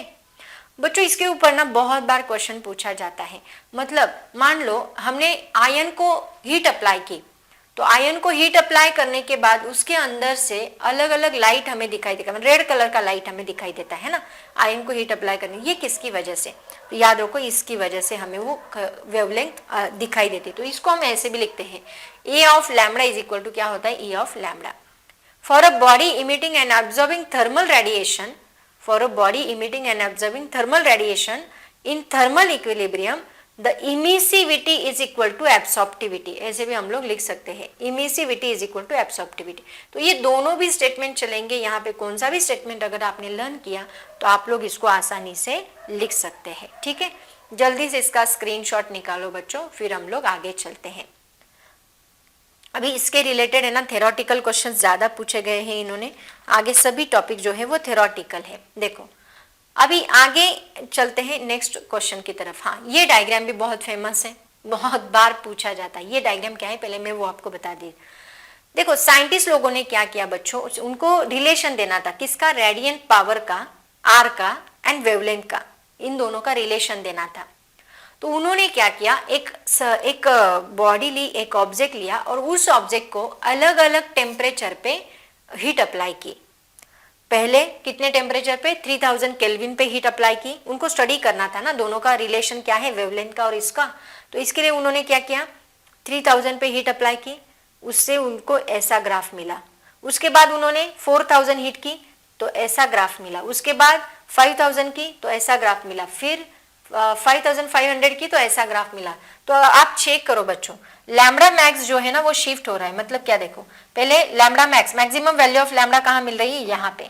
देखो ये diagram आपको draw करने के लिए पूछा जाता है, तो ड्रॉ आप इजीली कर सकते हैं। बस इतना ही ध्यान रखो कि इसका लैम्बडा मैक्स इधर आ रहा है, इसका लैम्बडा मैक्स इधर आ रहा है, इसका लैम्बडा मैक्स इधर आ रहा है और इसका लैम्बडा मैक्स इधर आ रहा है। इसका मतलब टेम्परेचर इंक्रीज हो रहा है लेकिन लैम्बडा मैक्स डिक्रीज हो रहा है। समझ में आ रहा है? लैम्बडा मैक्स देखो, मैक्सिमम वैल्यू ऑफ वेवलेंथ यहाँ मिल रही है, मैक्सिमम वैल्यू ऑफ वेवलेंथ यहाँ मिल रही है, यहाँ मैक्सिमम वैल्यू मिल रही है और यहाँ मैक्सिमम वैल्यू मिल रही है। इसका मतलब क्या कि temperature increases, lambda max decreases, और इसी से बनता है विन्स डिस्प्लेसमेंट लॉ। क्या, lambda max is inversely proportional to temperature, Wien's displacement law. ठीक है, तो ये स्पेशलिटी है इस डायग्राम की। अगर आप ड्रॉ करोगे, आपने अगर ये मैक्स की वैल्यू अच्छे से शिफ्ट नहीं की ना तो आपको मार्क्स नहीं मिलेंगे। स्पेशली आपको ध्यान ये रखना है कि 300 केल्विन पे लैम्बडा मैक्स इधर आ रहा है ना, तो 3000 केल्विन पे लैम्बडा मैक्स इधर आ रहा है, 4000 केल्विन पे वो थोड़ा इधर शिफ्ट कर दो, 5000 पे और थोड़ा शिफ्ट कर दो एंड 5500 पे और थोड़ा शिफ्ट कर दो। उसकी वैल्यू शिफ्ट करते चलो बच्चों, वेरी इंपॉर्टेंट। तो ये डायग्राम करेक्ट है। अगर आपने शिफ्ट नहीं किया ना तो वो मार्क्स देने वाला आपको मार्क्स नहीं देगा। ये बहुत ज्यादा इंपॉर्टेंट है बच्चों, ध्यान रखो। ठीक है, तो चलो ये डायग्राम आपको 2009 में पूछा गया था और 2013 में इस डायग्राम के साथ एक्सप्लेन करने के लिए भी पूछा गया था। तो क्या एक्सप्लेनेशन लिखोगे आप इसके बारे में, देखो यही question, explain black body radiation spectrum in terms of wavelength. Black body radiation spectrum in terms of wavelength explain करो, उसमें डायग्राम भी आपको ड्रॉ करना है। तो वो डायग्राम हम नीचे यहाँ एज शोन इन फिगर लिखा है ना, इसके नीचे ड्रॉ करोगे। लेकिन ये डायग्राम है क्या, पहले ये एक्सप्लेन करना है। तो इसमें सबसे पहले हम क्या लिखेंगे, rate of emission per unit area और पावर पर यूनिट एरिया, मतलब emissive power, radiated power of a surface is defined as a function of the wavelength of the emitted radiation. ये किसका फंक्शन है, वेवलेंथ ऑफ इमिटेड रेडिएशन। अलग अलग colour दिखाई देते हैं, मतलब वेवलेंथ का फंक्शन है, ऐसे हम बोलते हैं। तो साइंटिस्ट को ये स्टडी करना था। Scientist studied the energy distribution of black body radiation as a function of wavelength. उनको ये स्टडी करना था, वेवलेंथ का फंक्शन है। तो उन्होंने क्या किया आगे देखो, by keeping the source of radiation such as a cavity radiator, radiation के सोर्स को उन्होंने अलग अलग टेम्परेचर पे रखा at different temperatures. Source of radiation को अलग अलग टेम्परेचर पे रखा and they measured the radiant power corresponding to different wavelength. और उन्होंने वो रेडिएंट पावर को अलग अलग वेवलेंथ पे मेजर किया। ठीक है, and the measurement were represented graphically in the form of curves showing the variation of radiant power per unit area as a function of wavelength lambda at different constant temperatures. अलग अलग temperature पे उसका graph draw किया और उनको कुछ ऐसा graph मिला। इससे उनको पता चला कि जैसे जैसे टेम्परेचर इंक्रीज होता गया वेवलेंथ उसका लैम्बडा मैक्स जो है वो डिक्रीज होता गया, ऐसे उनको पता चला। और यही लॉ जो है बच्चों, इसी का यूज करके हम लोग अलग अलग प्लैनेट का, मैंने बहुत डिटेल में लिया है, ये चैप्टर आप देखोगे ना मजा आ जाएगा, मैंने बहुत डिटेल में एक्सप्लेन किया है उसको। और इसी का यूज करके हम अलग अलग प्लैनेट का सन का टेम्परेचर मेजर कर सकते हैं। तो आप लोग बोलोगे सन का टेम्परेचर हमें पता है ना, इसका मतलब क्या सन का टेम्परेचर हम थर्मोमीटर लेके मेजर करने के लिए गए थे क्या? नहीं, उसके लिए हमने ये लॉ अप्लाई किया था। कैसे, मैंने ये एक्सप्लेन किया है बच्चों, अभी टाइम नहीं है, अभी नहीं बताऊंगी मैं, लेकिन अगर आपको देखना है तो आप जरूर वो लेक्चर देखें, उसमें मैंने बहुत डिटेल में लिया है कि सन का टेम्परेचर हम कैसे मेजर करते हैं। बहुत इंटरेस्टिंग लेक्चर है वो, आप लोग देख सकते हैं चैनल पे जाके। तो ये है हमारा इसका एक्सप्लेनेशन, और इसी से बनता है हमारा विंड्स डिस्प्लेसमेंट लॉ, तो जो आपको पूछा गया था मार्च 15 में। और बच्चों ये ग्राफिकल रिप्रेजेंटेशन है ना, मार्च 14 में भी पूछा गया है, अक्टूबर 8 में, मार्च 20 में, कब कब पूछा गया ये क्वेश्चन पता है? मार्च 14 में पूछा गया है, अक्टूबर 8 में पूछा गया है, मार्च 14 में भी पूछा गया है, अक्टूबर 2008 में भी पूछा गया है, और कब पूछा गया है? और मार्च 20 में भी पूछा गया है, मार्च 2020 में भी पूछा गया है। तो बहुत बार पूछा गया है सवाल है, इसको अच्छे से याद रखना है। ग्राफिकल रिप्रेजेंटेशन, एक तो डायग्राम पूछा जाएगा या फिर डायग्राम के साथ एक्सप्लेनेशन, तो दोनों भी करके रखो, ठीक है, दोनों करोगे तो अच्छा रहेगा। एंड देन इसी से बनता है हमारा विंड्स डिस्प्लेसमेंट लॉ। मैंने क्या बोला? Maximum wavelength is inversely proportional to होता है टेम्परेचर, यही हमारा विंड्स डिस्प्लेसमेंट लॉ है। और इसी से बनता है क्या formula? That is equal to constant into 1/T। और ये कांस्टेंट मतलब क्या है? यहाँ पे कांस्टेंट इज इक्वल टू है B, इसी को कहा जाता है विंड्स डिस्प्लेसमेंट कांस्टेंट, ठीक है। तो देखो, the wavelength for which emissive power of a black body is maximum is inversely proportional to the absolute temperature of the black body. The wavelength for which emissive power of a black body is maximum, जिस wavelength को emissive power maximum है, that is directly proportional to, inversely proportional to absolute temperature। ये है हमारा winds displacement law. समझ आया बच्चों सबको? क्लियर है? जल्दी से इसका स्क्रीनशॉट निकालो। उसके बाद है ना बच्चों, अभी इसके इंपॉर्टेंट फॉर्मूले, हाँ यहाँ तक हमारा थ्योरी पार्ट कवर होता है। इतने सारे क्वेश्चंस जो है, ये बहुत ज्यादा इंपॉर्टेंट क्वेश्चन जो आपको पूछे गए हैं आज तक, आप इतने सारे क्वेश्चंस लर्न करोगे, ठीक है। अब इसके आगे चलते हैं इंपॉर्टेंट फॉर्मूले की लिस्ट। ये देखो, इसमें सबसे ज्यादा इंपॉर्टेंट फॉर्मूले, इसके ऊपर तो आपको एंट्रेंस में सबसे ज्यादा सवाल है इस टॉपिक के ऊपर, ठीक है। PV is equal to NRT करो, इंपॉर्टेंट फॉर्मूला मैं बताती हूँ आपको, ठीक है।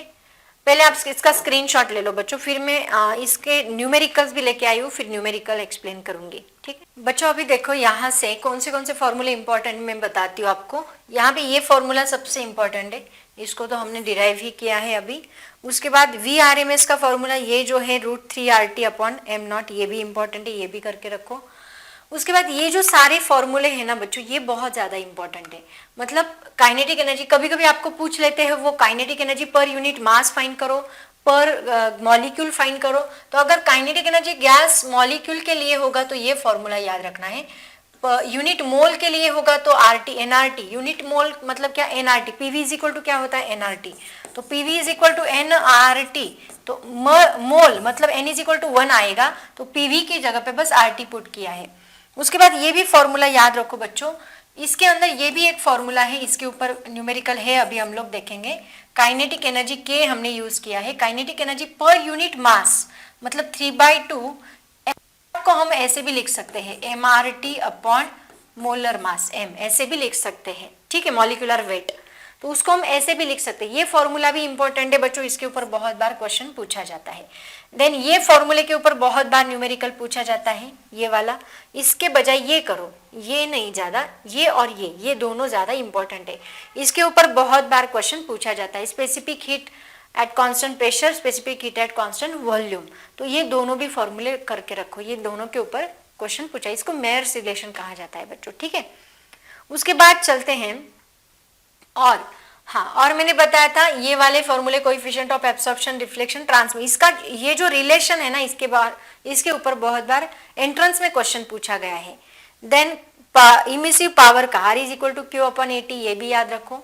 देन ये सिग्मा A t⁴, ये फॉर्मूला भी याद रखो, इसके ऊपर भी क्वेश्चन है।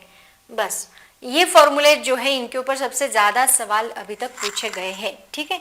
तो अभी इसका यूज करके हम लोग न्यूमेरिकल सॉल्व करने वाले हैं। तो ये सारे फॉर्मूलेज मैंने जो टिक करके दिए बच्चों वो तो करो ही, इनका यूज करके अभी न्यूमेरिकल देखते हैं। देखो सबसे पहला क्वेश्चन आपको पूछा गया है मार्च 2008 में, बहुत सिंपल सवाल था, बट बच्चों को लगेगा कि इसका फॉर्मूला नहीं है तो इसको सॉल्व कैसे करें। बस आपको कॉमन सेंस यूज करके सॉल्व करना है। एवरेज का फॉर्मूला, जो एवरेज का फॉर्मूला है उसी का यूज करके इसको सॉल्व करना था।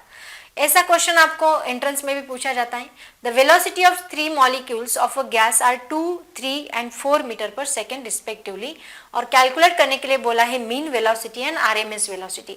बच्चों सिंपल है, v1 दिया है, v2 दिया है, v3 दिया है, बस उसका यूज करना है और हमें v बार निकालना है। तो v बार का एवरेज कैसे निकालते, तीनों की एडिशन डिवाइड बाय 3, तीन मॉलिक्यूल है तो डिवाइड बाय 3, 4 मॉलिक्यूल तो डिवाइड बाय 4।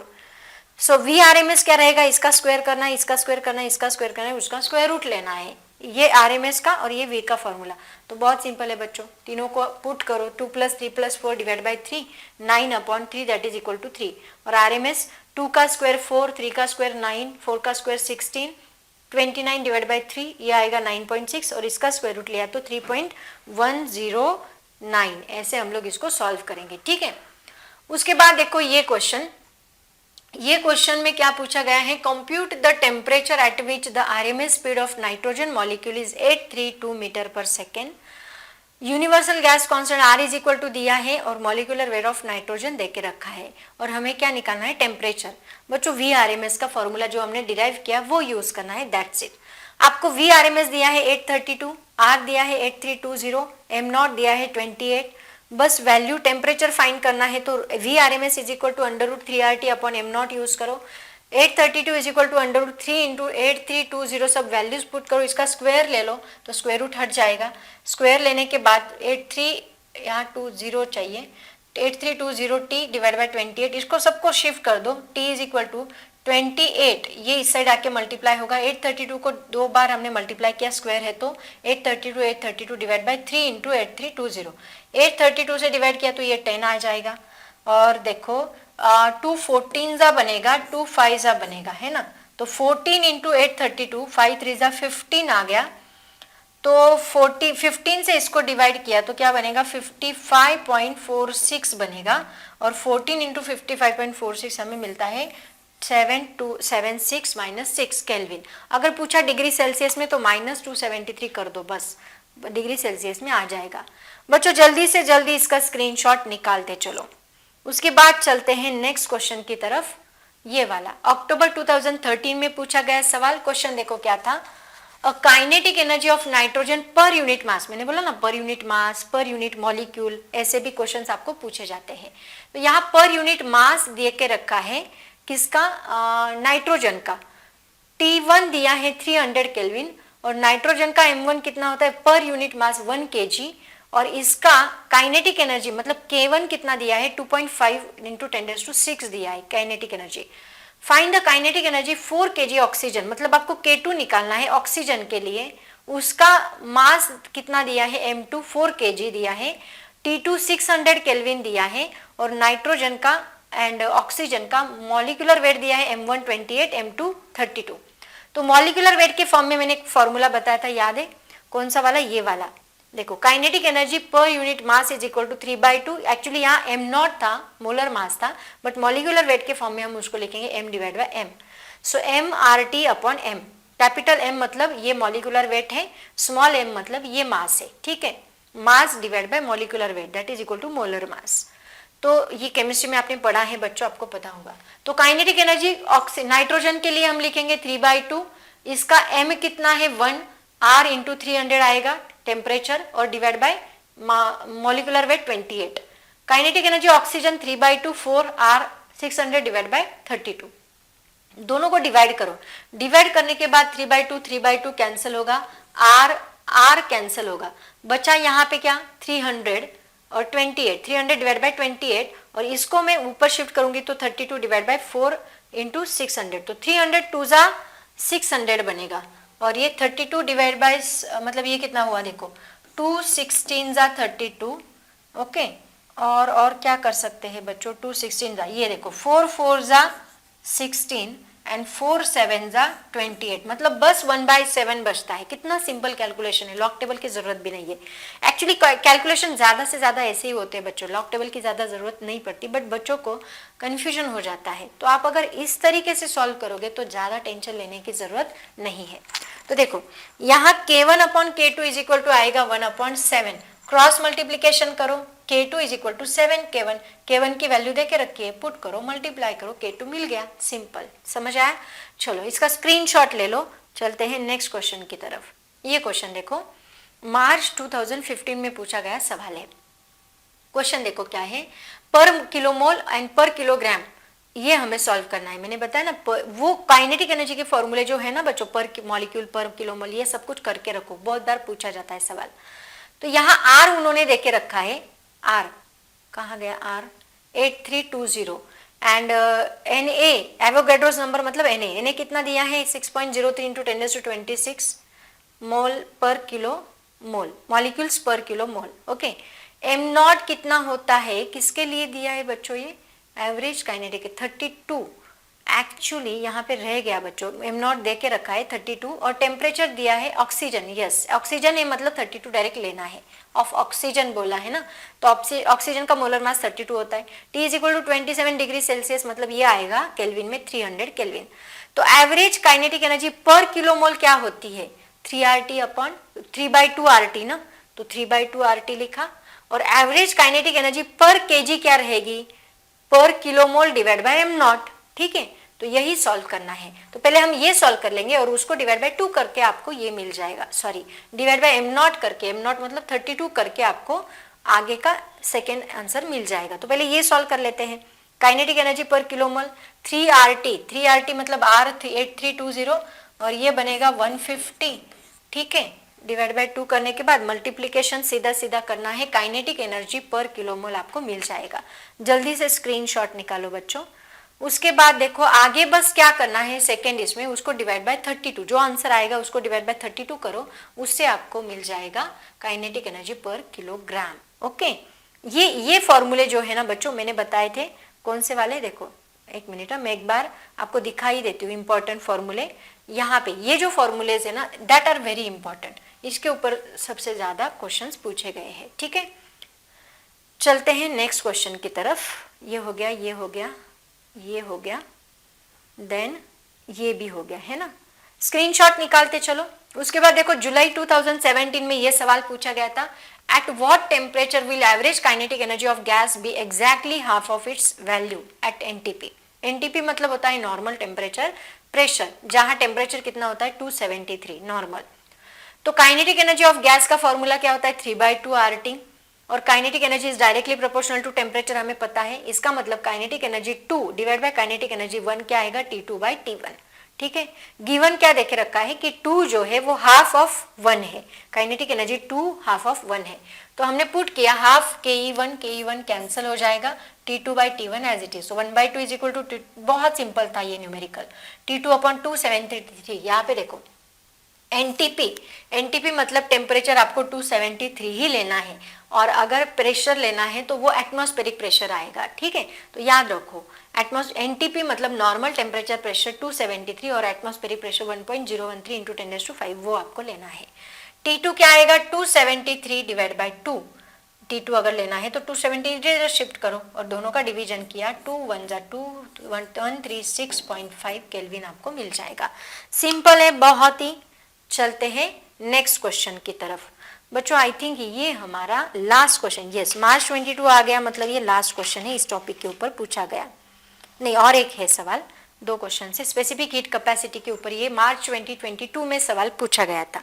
एक्चुअली ये नया टॉपिक है, तो मेयर्स रिलेशन इसके अंदर है नया नहीं, मतलब ओल्ड ही टॉपिक है, बट इसके ऊपर ज़्यादा से ज़्यादा न्यूमेरिकली पूछे जाते हैं स्पेसिफिक हीट के ऊपर, तो वो करके रखने हैं। क्या यहाँ पे देके रखा है difference between 2 molar specific heat, मतलब Cp माइनस Cv आपको दिया है 9000 जूल पर kg kelvin. Okay, and if the ratio of मतलब Cp/Cv, मैंने आपको बताया ना इसके फॉर्मूले के ऊपर क्वेश्चंस पूछे जाते हैं, तो Cp/Cv इज इक्वल टू कितना है 1.5।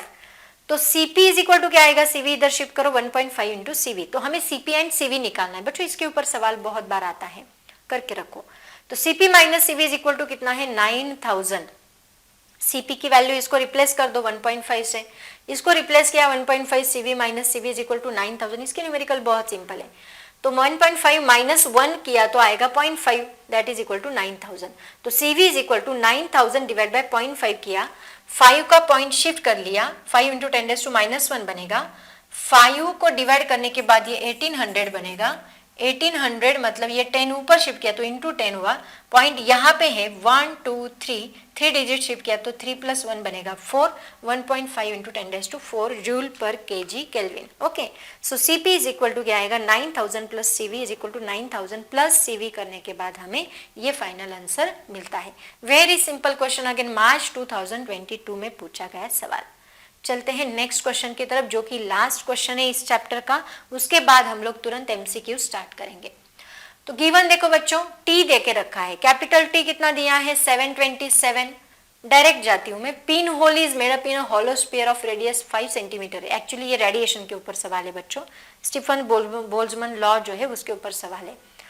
उसका रेडियस दे के रखा है 5 सेंटीमीटर, जैसे उसकी जरूरत नहीं है यहाँ पे। Inner wall is at temperature दिया है 727। Power radiated per unit area मतलब Q/A आपको निकालना है। सिंपल है बच्चों।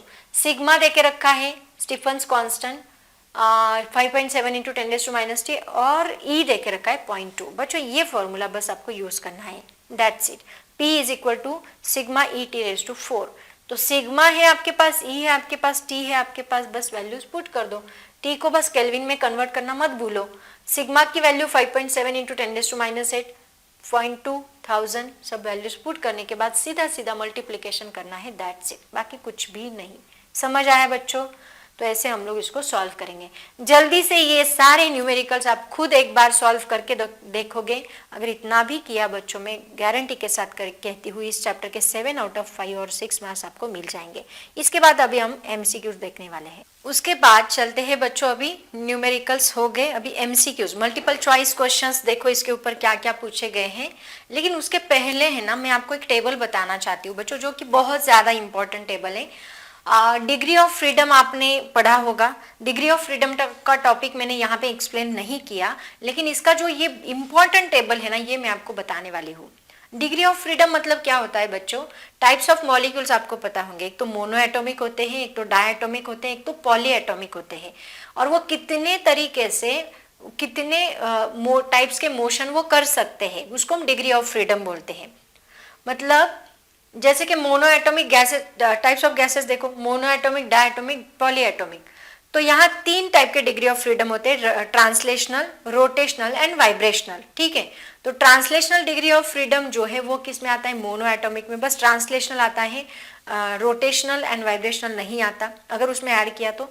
और डायटॉमिक में 3 ट्रांसलेशनल होते हैं, 2 रोटेशनल। अगर आपको ये डिटेल में पढ़ना है ना बच्चों, मैं अभी ज्यादा डिटेल में इसको नहीं पढ़ा रही, क्योंकि 1 शॉर्ट लेक्चर है, बहुत लेंथी बन जाएगा। इसको अगर डिटेल में पढ़ना है, काइनेटिक थ्योरी ऑफ गैसेस का लेक्चर नंबर 7 या 8 में मैंने इसको डिटेल में एक्सप्लेन किया है, तो वहां पे जाके आप लोग देख सकते हैं। तो बच्चों मोनो एटॉमिक का डिग्री ऑफ फ्रीडम कितना होता है? सिर्फ 3 ट्रांसलेशनल होता है। डायटॉमिक का 3 ट्रांसलेशनल, 2 रोटेशनल होते हैं। और अगर इसमें इनकेस वाइब्रेशन उन्होंने बोला है एडिशनल, तो +2 हमें करना पड़ता है। पॉली एटॉमिक का 6 होता है, बट अगर उन्होंने बोला एडिशनल वाइब्रेशनल, तो यहाँ +2 हमें करना पड़ता है। ठीक है, तो यहाँ मैंने डिग्री ऑफ फ्रीडम मतलब F बोला है बच्चों। अगर इसका specific heat at constant volume निकालना है CV, तो वो आएगा F/2R। Cp आएगा CV + R, इसमें +R करना पड़ेगा। और गामा इज इक्वल टू आएगा Cp/Cv, एडियाबैटिक इंडेक्स का फॉर्मूला। तो ये बस इतने फॉर्मूलेज आप लोग लर्न कर लो, या फिर इसको ये भी फॉर्मूला यूज कर सकते हैं 1 + 2 / F। इसको डिटेल में मैंने लिया है बच्चों, कैसे आया वो भी मैंने बताया है। मतलब ये सारे डेरिवेशन जो है वो हमने लिए हैं। ठीक है, डेरिवेशंस नहीं, लेकिन इसके ऊपर एमसीक्यूज बहुत ज्यादा पूछे जाते हैं, इसलिए मैंने ये टेबल यहाँ पे स्पेशली दिया है। तो मोनो एटॉमिक गैसेस का डिग्री ऑफ फ्रीडम होता है 3। तो यहाँ पे देखो क्या आएगा, CV इज इक्वल टू क्या है? F/2R, मतलब ये 3/2R बनेगा। ये CV + R करके देखो, 3/2, CV कितना है यहाँ पे? 3/2R plus are, 3/2r plus are कितना बनेगा 3r plus 2r divide by 2 मतलब 5r/2 मतलब 5/2r बनेगा। ये ऐसे सॉल्व करते हैं सबका 5/2r और इसका CP/CV मतलब इन दोनों को डिवाइड किया या फिर ये भी फॉर्मूला यूज किया तो हमें 5/3 मिलता है। ठीक है, सेम अगर ये 5 है तो ये 5/2r आएगा, ये 7/2r आएगा, ये 7/5 आएगा। पॉलीएटॉमिक का 6 है, ये 6/2 आएगा, 8/2 आएगा और ये 8/6 आएगा। देखो 5/3, 7/5, 8/6 ऐसे हम लोग इसको सॉल्व करेंगे। और इसका अगर एडिशनल वाइब्रेशनल है, बोला उन्होंने डायटोमिक वाइब्रेशनल है तो यहाँ +2 हमें करना पड़ेगा। वाइब्रेशनल का +2 यहाँ ऐड होता है। ठीक है, तो ये सब यहाँ पे ये टेबल जो है ये याद रखना है। कभी कभी पूछा जाता है एडियाबैटिक इंडेक्स, गामा मतलब क्या, एडियाबैटिक इंडेक्स मोनोएटॉमिक का सबसे ज्यादा है, उससे कम डायटोमिक का, उससे कम पॉलीएटॉमिक का। So gamma m is greater than gamma d is greater than gamma p। ये भी रिलेशन याद रखो, ये MCQs में बहुत बार पूछा जाता है। आपको बस इसके ऊपर फोकस करना है, मोनोएटॉमिक का 3, डायटोमिक का 5, पॉलीएटॉमिक का 6, दैट्स इट। ठीक है, चलते हैं MCQs की तरफ। ये सब बोर्ड में पूछे गए सवाल प्रीवियस ईयर क्वेश्चंस में यहाँ पे लेके आई हूँ। तो देखो बच्चों, सबसे पहला MCQ है, पहला MCQ देखो यहाँ पे, the average distance covered by a molecule between 2 successive collision को हम बोलते हैं मीन फ्री पाथ की डेफिनेशन है। एवरेज डिस्टेंस मतलब यहाँ मान लो कोई कंटेनर हमने लिया, इसके अंदर बहुत सारे मॉलिक्यूल्स हैं, तो एक मॉलिक्यूल यहाँ से निकलेगा, इस मॉलिक्यूल को जाके कोलाइड होगा, तो इन दोनों के बीच का एवरेज डिस्टेंस हम क्या बोलते हैं, उसको mean free path. The amount of energy radiated per second by body does not depend upon, बच्चों नेचर ऑफ सरफेस के ऊपर डिपेंड करती है, कौन से टाइप का सरफेस है, एरिया ऑफ सरफेस पे भी डिपेंड करती है, and temperature difference of the surface पे भी डिपेंड करती है। बस मास क्या है, इससे कोई फर्क नहीं पड़ता। ठीक है, SI unit of emissive power पूछा है, वैट पर मीटर स्क्वायर, एक न्यूमेरिकल में भी हमने यूज किया है। उसके बाद नेक्स्ट क्वेश्चन देखो, the RMS velocity of the molecule moving, पहला ही न्यूमेरिकल हम लोगों ने सॉल्व किया था, कुछ वैसे ही यहाँ पे भी करना है। क्या है RMS वेलोसिटी का formula, V is equal to √V1² plus V2² plus V3² divide by 3 आएगा, है ना। V इज इक्वल टू √ कितना है, यहाँ 2 का square 4, 16, 36, 4, 16, 36 divide by 3, 4, 16, 36 divide by 3 करो, 4.32 हमें आंसर मिलता है, 4.32 मतलब ऑप्शन डी जो है वो यहाँ करेक्ट है। ठीक है, चलते हैं नेक्स्ट क्वेश्चन की तरफ। नेक्स्ट क्वेश्चन देखो, the light from the sun is found to have maximum intensity near the wavelength 470 nanometre. इसको रफ करती हूँ बच्चों, चाहे तो आप लोग इसको नोट डाउन कर सकते हैं, मैं रफ करने जा रही हूँ। देखो यहाँ पे लैम्बडा मैक्स देख के रखा है, कितना दिया है, lambda max is equal to 470 nanometre. Nanometre को कन्वर्ट करो किसमें, 470 इंटू 10⁻⁹ मीटर होता है नैनो की value. Surface of the sun assuming black body, b देख के रखा है, बी कितना दिया है 2.898 इंटू 10⁻⁻3। बच्चों विंस डिस्प्लेसमेंट लॉ क्या है, lambda is equal to b upon T. हमें टेम्परेचर निकालने के लिए बोला है, तो टेम्परेचर इज इक्वल टू क्या आएगा, बी अपॉन लैम्बडा। तो temperature is equal to b कितना है 2.898 इंटू 10⁻³ डिवाइड बाई लैम्बडा की वैल्यू है 47। मैं क्या करती हूँ, ये 0 को इधर शिफ्ट करती हूँ तो +1 बनेगा, मतलब 47 इंटू 10⁻8 बनेगा। अब देखो बहुत सारे बच्चे बोलते मैम कैलकुलेशन भी करते जाओ, तो अभी यहाँ 47 है तो कैसे कैलकुलेट करेंगे, देखो मैं बताती हूँ। एक काम करते हैं, यहाँ एक्स्ट्रा स्लाइड लेते हैं, क्या है 2.898, थोड़ी देर के लिए ये 10⁻³ डिवाइड बाई 47 इंटू 10⁻8 है ना, 47 इंटू 10⁻8, 898। अब देखो बच्चों 47 का टेबल लिख लो। अब बोलेंगे मैम 47 का टेबल लिखना है बहुत डिफिकल्ट है, मैं सिंपल वे बताती हूँ। देखो 47 का टेबल कैसे लिखेंगे, 4 का टेबल सबको आता है ना, 4 का टेबल बोलो, 8,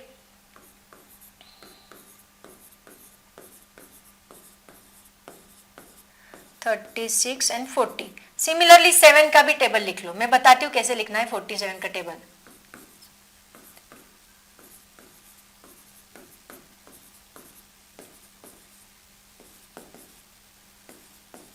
मैंने कैसे लिखा देखा, इसके सामने लिखा है। उसके बाद टेबल कैसे लिखते हैं देखो बच्चों, 47 का टेबल, ये 47 है ना, 47 एज इट इज लिखो। फिर यहाँ पे देखो ये 08 है, क्या करना है, ये बीच के दो नंबर्स है ना, इनको ऐड करते चलना है बस।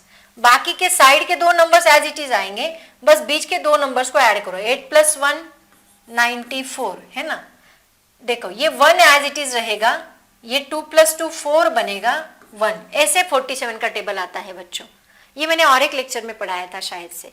तो ये शॉर्टकट मेथड है कैलकुलेशन, जिसको लॉग टेबल यूज नहीं करना है तो ये मेथड आप अप्लाई कर सकते हैं।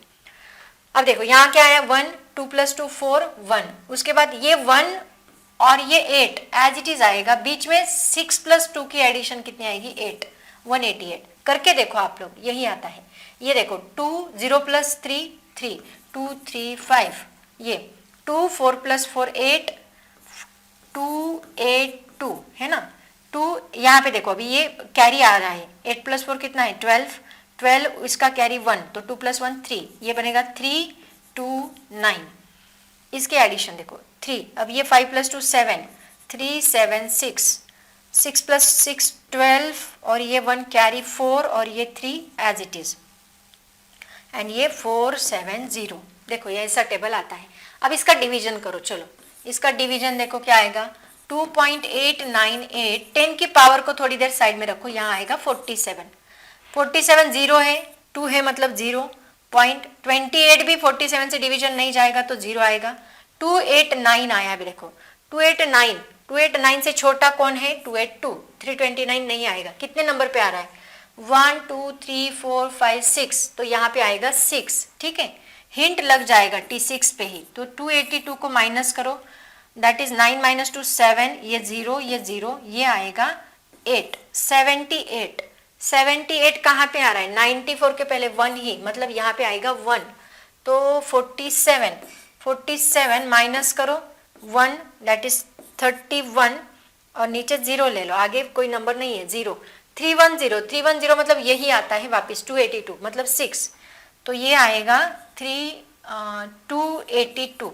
बच्चों 616 ऐसा आंसर है क्या, चेक करो, 616, ये देखो 616 आ गया आपका आंसर। ऐसे कैलकुलेशन करते चलो बच्चों, लॉग टेबल की जरूरत भी नहीं पड़ेगी आपको, सिंपल कैलकुलेशन। ओके, क्या किया मैंने, समझ में आया, 47 का टेबल लिख लिया मैंने, 47 के टेबल से इसको डिवाइड कर लिया, दैट्स इट। आगे ये 10 की पावर ऐड करने के बाद ये 616 आ ही जाएगा, 66। ओके, बस उतना, ये आंसर लाना है, नियर अबाउट आ गया कि तुरंत आप लोग उसको टिक कर सकते, आपको कहाँ इसके सॉल्यूशन के स्टेप्स देने हैं, ऐसे आप लोग इसको लिख सकते हैं, ठीक है। उसके बाद देखो next question, the substance which allows heat radiation to pass through is dry air. Dry air होता है, हीट रेडिएशन को पास करने देता है, वो कौन होता है, dry air, which allows heat radiation to pass through is. उसके बाद कोएफिशिएंट ऑफ रिफ्लेक्शन, अच्छा ये देखो, इसको चाहे तो स्क्रीनशॉट निकाल के अपनी नोटबुक में कॉपी कर सकते हैं, मैं इसको रफ करने जा रही हूँ, यहाँ पे भी कैलकुलेशन है। देखो मैंने बताया था ना आपको कौन सा वाला, ये फॉर्मूला, इसके ऊपर हमेशा क्वेश्चन पूछा जाता है, वो कौन सा, A + R + T = क्या होता है 1, इसके ऊपर क्वेश्चन है। देखो कोएफिशिएंट ऑफ रिफ्लेक्शन मतलब R दे के रखा है, कितना दिया है 0.16, ऑफ एन ओपेक ऑब्जेक्ट के लिए T की वैल्यू 0 होती है बच्चों, और उन्होंने A निकालने के लिए बोला है, मतलब उन्होंने इमिशन पूछा है, बट हमें पता है A = क्या होता है E, तो A निकालोगे तो E मिल जाएगा। तो देखो A + 0.16 = 1, T तो 0 बन गया, तो A = कितना आएगा 1 - 0.16, हमेशा इसके ऊपर क्वेश्चन होता ही है। इसको सब्ट्रैक्ट करो, कितना आता है 1.00 - 0.16, ऐसे सब्ट्रैक्शन करनी है। तो ये कितना हुआ, दैट इज इक्वल टू 10 - 6 कितना बनेगा 4, और ये 2 कैरी 8 9 - 1 इट बिकम्स 8, 0.84, 0.84 आंसर है क्या, चेक करो, यस इट इज 0.84, ठीक है। ऐसे हम लोग MCQ सॉल्व करेंगे बच्चों। उसके बाद देखो इसका स्क्रीनशॉट लेते चलो, ये आंसर्स क्वेश्चंस कैसे लिखोगे, MCQ के नीचे उसका ऐसा सॉल्यूशन लिखते चलो बच्चों, MCQs रटो मत, उसका सॉल्यूशन। थ्योरी क्वेश्चन से तो थ्योरी क्वेश्चन का कोई प्रॉब्लम नहीं, बट MCQs जो न्यूमेरिकल है ना, उनको ऐसे सॉल्व करते चलो। इसको मैं रफ करती हूँ अभी, हाँ आगे का भी न्यूमेरिकल ही है, सॉल्व करना पड़ेगा, इसके ऊपर न्यूमेरिकल ज्यादा MCQs में पूछे गए हैं, है ना। देखो क्या है, नेक्स्ट क्वेश्चन पढ़ो जरा, two copper spheres of radius 6 centimetre and 12 centimetre. R1 दे के रखा है 6 सेंटीमीटर, रेडियस R2 दे के रखा है 12 सेंटीमीटर, और क्या दिया है respectively, are suspended in an evacuated enclosure, each of them are at temperature 15 degree Celsius above the surrounding. टेम्परेचर दोनों का सेम है। Ratio of their rate of loss of heat. देखो बच्चों, अब क्यू का और मतलब हीट का और रेडियस का क्या रिलेशन है, एरिया का रिलेशन पता है ना। Q is directly proportional to क्या होता है, एरिया। हमने देखा Q by AT is equal to P, emissive power. इसका मतलब heat is directly proportional to area होती है। Area increases, heat also increases. तो यहाँ पे Q is equal to A1, Q1 is equal to A1 that is equal to 4 pi R1 square, है ना। Spear है, स्पीयर का एरिया क्या होता है 4 पाई R square.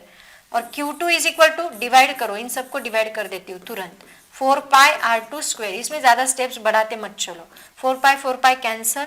Q1 upon Q2 is equal to R1 upon R2 whole bracket square.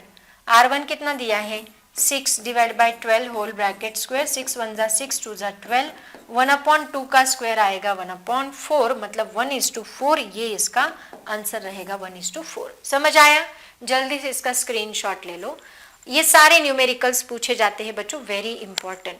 जैसे मैंने solve करके दिए वैसे ही आपको भी सॉल्व करने हैं और ऐसे ही लिखना है।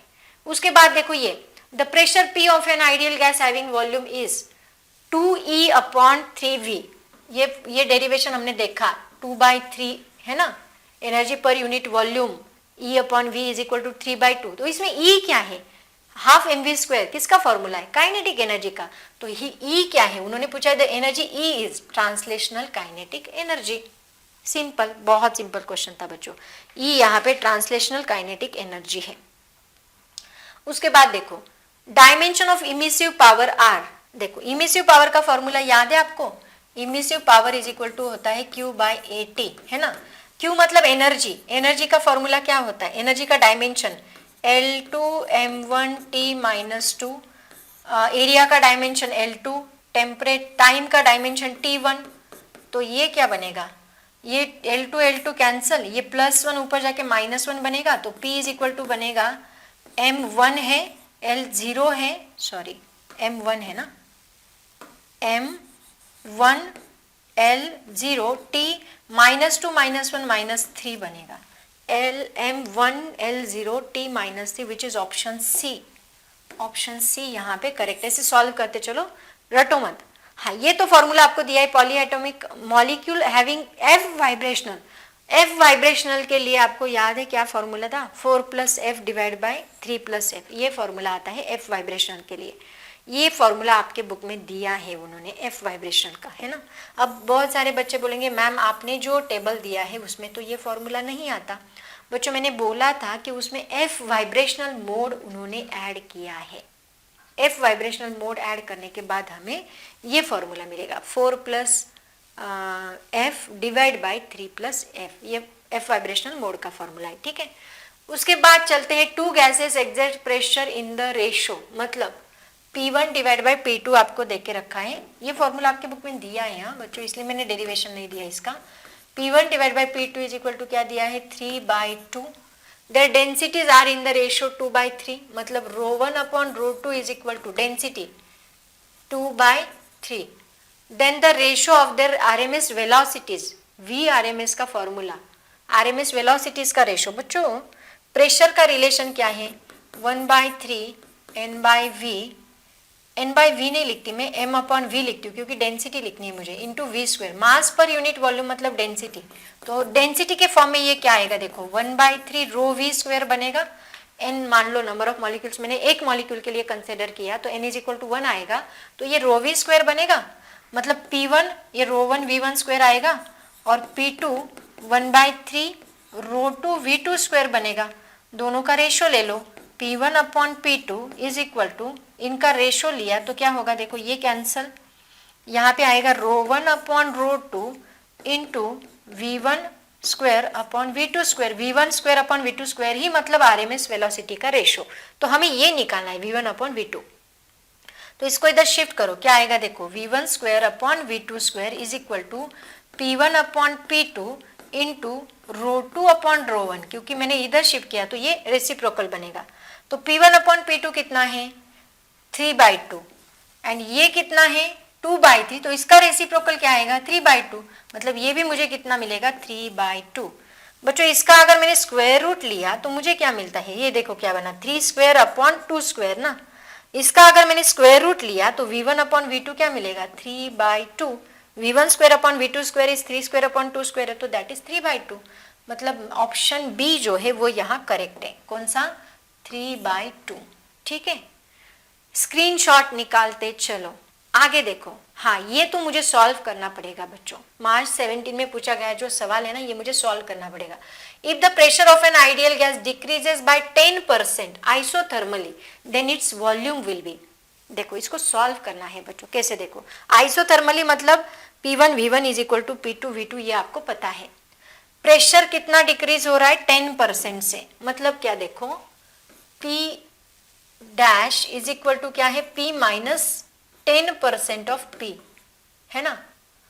मतलब कितना आएगा ये P dash is equal to P minus 10 divide by 100, reduced हो रहा है ना P, मतलब ये बनेगा P dash is equal to P minus 10, मतलब ये कितना होगा 0.1 P, मतलब P dash is equal to 0.9 P आएगा।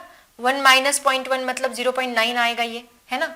1 में से 0.1 गया, 1.0 में से 0.1 गया, कितना बचता है 0.9, तो 1 में से 0.1 गया तो 0.9 P बना। मतलब P divide by P dash कितना आएगा 1/0.9। इसको याद रखो, आगे जाके हम यूज करने वाले हैं। ठीक है, देखो उन्होंने क्या पूछा है वॉल्यूम का रेशो। तो आइसोथर्मल प्रोसेस में बच्चों, आइसोथर्मल प्रोसेस में P dash V dash is equal to क्या होता है PV होता है। मतलब V dash upon V is equal to क्या बनेगा V dash upon V P divide by P dash बनेगा, जो मेरे पास है कितना है that is equal to 1 divide by 0.9। ठीक है, अब मुझे इसका रेशो चाहिए, मतलब इसका परसेंटेज चाहिए। तो देखो मैं क्या करती हूँ, V dash minus V divide by V into 100 करते हैं हम लोग। सिमिलरली चेंज इन वॉल्यूम चाहिए ना, इसलिए सिमिलरली यहाँ पे क्या होगा 1 माइनस 0.9 डिवाइड बाय 0.9 इंटू 100। ठीक है, तो ये कितना बनेगा, इससे मुझे पता चलेगा कि कितने परसेंट से वॉल्यूम चेंज हो रहा है। थोड़ा क्रिटिकल है ये क्वेश्चन, चेंज इन परसेंटेज, मतलब ये मुझे निकालना है। तो V dash minus V divide by V into 100 कितना मिलता है, देखो ये 1 माइनस 0.9 कितना होगा 0.1, मतलब 0.1 डिवाइड बाई 0.9 इंटू 100। तो 0.1 डिवाइड बाई 0.9 का आंसर होता है 0.1111 इंटू 100। ये कैसे आया, 1 डिवाइड बाई 9 कर लो, पॉइंट शिफ्ट कर लो, 1 डिवाइड बाई 9 तो 0.9 1 जा 9 10 आएगा ना, फिर 111 ऐसे ही आएगा। तो ये कितना मिलता है 11.11%। देखो 100 से मल्टीप्लाई किया तो 11.11%। तो बच्चों इसके ऑप्शंस देखो, चेक करो जरा कितना आ रहा है, डिक्रीज बाय 9, इंक्रीज बाय 7 और इंक्रीज बाय 11.11। कितने से इंक्रीज होगा 11.4, नियरली इक्वल टू परसेंट से इंक्रीज होगा। ठीक है, सेम क्वेश्चन देखो, अभी इसको मैं रफ करती हूँ बच्चों। क्वेश्चंस को सॉल्व करते चलो, चाहे तो इसका स्क्रीनशॉट निकालते चलो। जिनको लिखना है वो लोग लिख सकते हैं, स्क्रीनशॉट निकालो, ऐसे हम लोग इस क्वेश्चन को सॉल्व करेंगे। ट्रिकी क्वेश्चन है थोड़ा।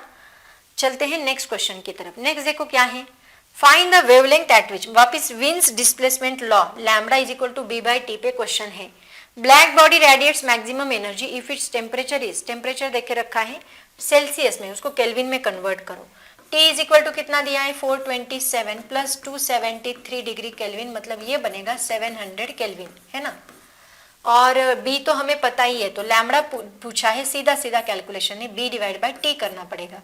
सो lambda is equal to 2.898 into 10⁻³ divide by 700, मतलब 7 इंटू 10⁻² लिख लो, 7 से डिवाइड कर लो, 4 आएगा, 0.4 रिमेनिंग 1। एक मिनट, यहाँ है ना बच्चों, सभी आंसर्स देखो, चेक करो जरा, 414 सबका सेम है, बस ये पॉइंट में उन्होंने चेंज किया है। तो 0.414 तो आ ही रहा है, लैम्बडा इज इक्वल टू 0.414 है, इंटू 10⁻³ और ये 2 ऊपर आके -2 बनेगा, तो -2 -3 कितना हुआ -5, तो 4 point lambda is equal to, एक डिजिट अगर मैं शिफ्ट करती हूँ तो 4.14 इंटू 10⁻6 बनता है बच्चों। एक पॉइंट मैंने शिफ्ट किया, ये -5 और ये -1, मतलब एक पॉइंट शिफ्ट करने के बाद -6 बनना चाहिए। तो ऑप्शन बी जो है वो यहाँ करेक्ट आ रहा है। देखो option B, let me check the answer. हाँ बच्चों, कौन सा क्वेश्चन है ये? यस, यही करेक्ट है। क्या क्या समझ आया? देखो मैंने कैलकुलेशन कर लिया इसका, 0.414 सबका आ रहा है, माइनस ये -2 ऊपर जाएगा, -5 बनेगा, मतलब 0.414 इंटू 10⁻5 है। एक डिजिट राइट में शिफ्ट किया तो -1 होता है, लेफ्ट में शिफ्ट किया तो +1, राइट में शिफ्ट किया एक डिजिट तो -1 बनेगा, तो ये 4.14 इंटू 10⁻5 -1 कितना हुआ -6। ऐसे इसको सॉल्व किया है, बस पॉइंट की वजह से ये प्रॉब्लम है ना, बहुत सारे बच्चों को इसको कंफ्यूजन हो सकता है। ये तो सीधा सीधा फॉर्मूला ही दिया है। क्या अभी हमने डिराइव किया ना डेरिवेशन, क्या था? If the total kinetic energy per unit volume of gas enclose in a container is E, the pressure exerted by the gas क्या था? P का फॉर्मूला 2/3E है ना, PV is equal to 2/3E, वही उसका पर यूनिट वॉल्यूम ये आएगा, पर यूनिट वॉल्यूम पूछा है ना, तो PV is equal to 2/3E। Okay, उसके बाद देखो kinetic energy per molecule formula ही है क्या? 3/2 kBT kinetic energy per unit molecule. Okay, 3/2 kBT। उसके बाद चलते हैं नेक्स्ट क्वेश्चन की तरफ। इसका स्क्रीनशॉट निकालो बच्चों, इसका स्क्रीनशॉट ले लो, इसका स्क्रीनशॉट ले लो। अब चलते हैं लास्ट स्लाइड। देखो मैंने आपको टेबल लिख के दिया, उसके ऊपर ये सवाल है, number of degrees of freedom for a rigid diatomic molecule कितने होते हैं बच्चों? 5, वाइब्रेशनल नहीं है, डायटोमिक 5, मोनोएटोमिक 3 एंड पॉलीएटोमिक 6, तो इसका आंसर 5 आएगा। उसके बाद 2 बार पूछा गया सवाल है, specific heat capacity of water, water का फॉर्मूला क्या होता है? H2O, मतलब 2 हाइड्रोजन के मॉलिक्यूल है, एक ऑक्सीजन का मॉलिक्यूल है, टोटल कितने? 3 एटम्स है इसके पास। तो स्पेसिफिक हीट कैपेसिटी का फॉर्मूला क्या है? एक्चुअली 3Na kBT ये फॉर्मूला है बच्चों, kBT इनटू इसको नंबर ऑफ मॉलिक्यूल से मल्टीप्लाई करना है, कितना? 3, और पर यूनिट राइजिंग टेम्परेचर मतलब डेल्टा T, तो 3 3 कितना होगा ये? 9, इसी को हम nRT भी बोल सकते हैं, 9RT डिवाइड बाय T, इसको Na kBT की जगह पे RT भी लिख सकते हैं, 9RT डिवाइड बाय T, ये मुझे क्या मिलता है? स्पेसिफिक हीट कैपेसिटी, जिसको हम C से डिनोट करते हैं, तो TT यहाँ कैंसिल होगा और यहाँ पे मिलेगा 9R, विच इज एक्चुअली जो इंट्रोडक्शन का पार्ट है ना उसके ऊपर ये क्वेश्चन है। ये फॉर्मूला आपके बुक में दिया है, स्टार्टिंग में ही दिया है, वो फॉर्मूले के ऊपर ये क्वेश्चन है, Na kBT वाला। kBT है Boltzmann constant, Avogadro's number, temperature, और टेम्परेचर डिवाइड करने के बाद ये मिलेगा। उसके बाद ये देखो, इफ द काइनेटिक एनर्जी, इसको मैं रफ करती हूँ, चाहे तो आप लिख लो इसको, ठीक है। Kinetic energy of hydrogen is, मतलब E, एनर्जी देके रखी है हाइड्रोजन की, kinetic energy E is equal to कितना दिया है? 151.91 joule. Okay, at pressure 1 atmosphere की वैल्यू होती है 1.01 इंटू 10⁵, एक मिनट, 1.01 इंटू 10⁵, यस करेक्ट है। और हाँ, वॉल्यूम पूछा है V कितना आएगा? देखो कौन सा फॉर्मूला यूज करेंगे? E is equal to 3/2 into PV, right, ये वाला फॉर्मूला यूज होगा, 3/2 into PV kinetic energy per molecule, है ना। तो देखो यहाँ पे क्या आएगा? P दिया है, V निकालना है ना, तो फॉर्मूला सीधा सीधा यूज हो सकता है, तो V इज इक्वल टू क्या बनेगा? 2 into E divide by 3P, है ना। तो V इज इक्वल टू क्या आएगा? 2 इंटू E कितना है? 151.91 डिवाइड बाई 3P, P कितना है? 1.01 इंटू 10⁵, 3 5 देन 0.3 3 9 0, 50.30, 3 5 15, 0 19, सॉरी 3 6 18 आना चाहिए ना, 6, ये कितना होगा? 3 6 18, 3 3 9, 50.60, ये 1 ही कंसिडर कर लेते हैं बच्चों, इससे मल्टीप्लाई करो कितना आएगा? 3 2 6, 12, 1 5 2 10, 101 इंटू ये 10⁻⁵ है ना। और ये अगर मैं 2 डिजिट इधर शिफ्ट करती हूँ मतलब कितना होगा 1.01 10⁻3। वॉल्यूम देखो कितना आएगा, एक मिनट कहाँ लिखूँ, इधर लिखूँ 1.01 इंटू 10⁻3। 2 डिजिट मैंने इधर शिफ्ट किया तो ये -3 बन जाएगा, मतलब 1 लीटर ही आ रहा है बच्चों इसका answer. Let me check the answer. 1 litre, yes, metre cube, इसमें ये 1 लीटर आएगा, 1 ही आंसर आ रहा है इसका। ये देखो 1.01 मतलब nearly equal to 1 litre, litre में दिया है ना वो, ये मीटर क्यूब बनेगा तो ये लीटर में आएगा। उसके बाद रूट मीन स्क्वायर का फॉर्मूला सबको पता है, लास्ट मार्च 2022 का सवाल था ये, बहुत सिंपल। क्या VRMS इज इक्वल टू क्या होता है, √3RT डिवाइड बाय m0, मतलब VRMS is directly proportional to √T, directly proportional to √T, option A. और 2 प्रूफ के साथ भी हमने देखा, ये प्रूफ भी लिया हम लोगों ने, है ना। जल्दी से इसका स्क्रीनशॉट ले लो बच्चों। ये था हमारा 1 शॉर्ट लेक्चर फॉर किसके लिए, kinetic theory of gases and radiation. बच्चों ऐसे ही सारे चैप्टर्स के 1 शॉर्ट लेक्चर्स आने वाले हैं। इतना भी अगर आप करते हो फिजिक्स में तो मोर देन सफिशिएंट, मैं आपको बताती हूँ। बहुत सिंपल है फिजिक्स, इतना डिफिकल्ट नहीं है बच्चों, टेंशन लेने की ज़रूरत नहीं है। ऐसे ही पढ़ाई करते रहो। All the very best, thank you so much and bye bye.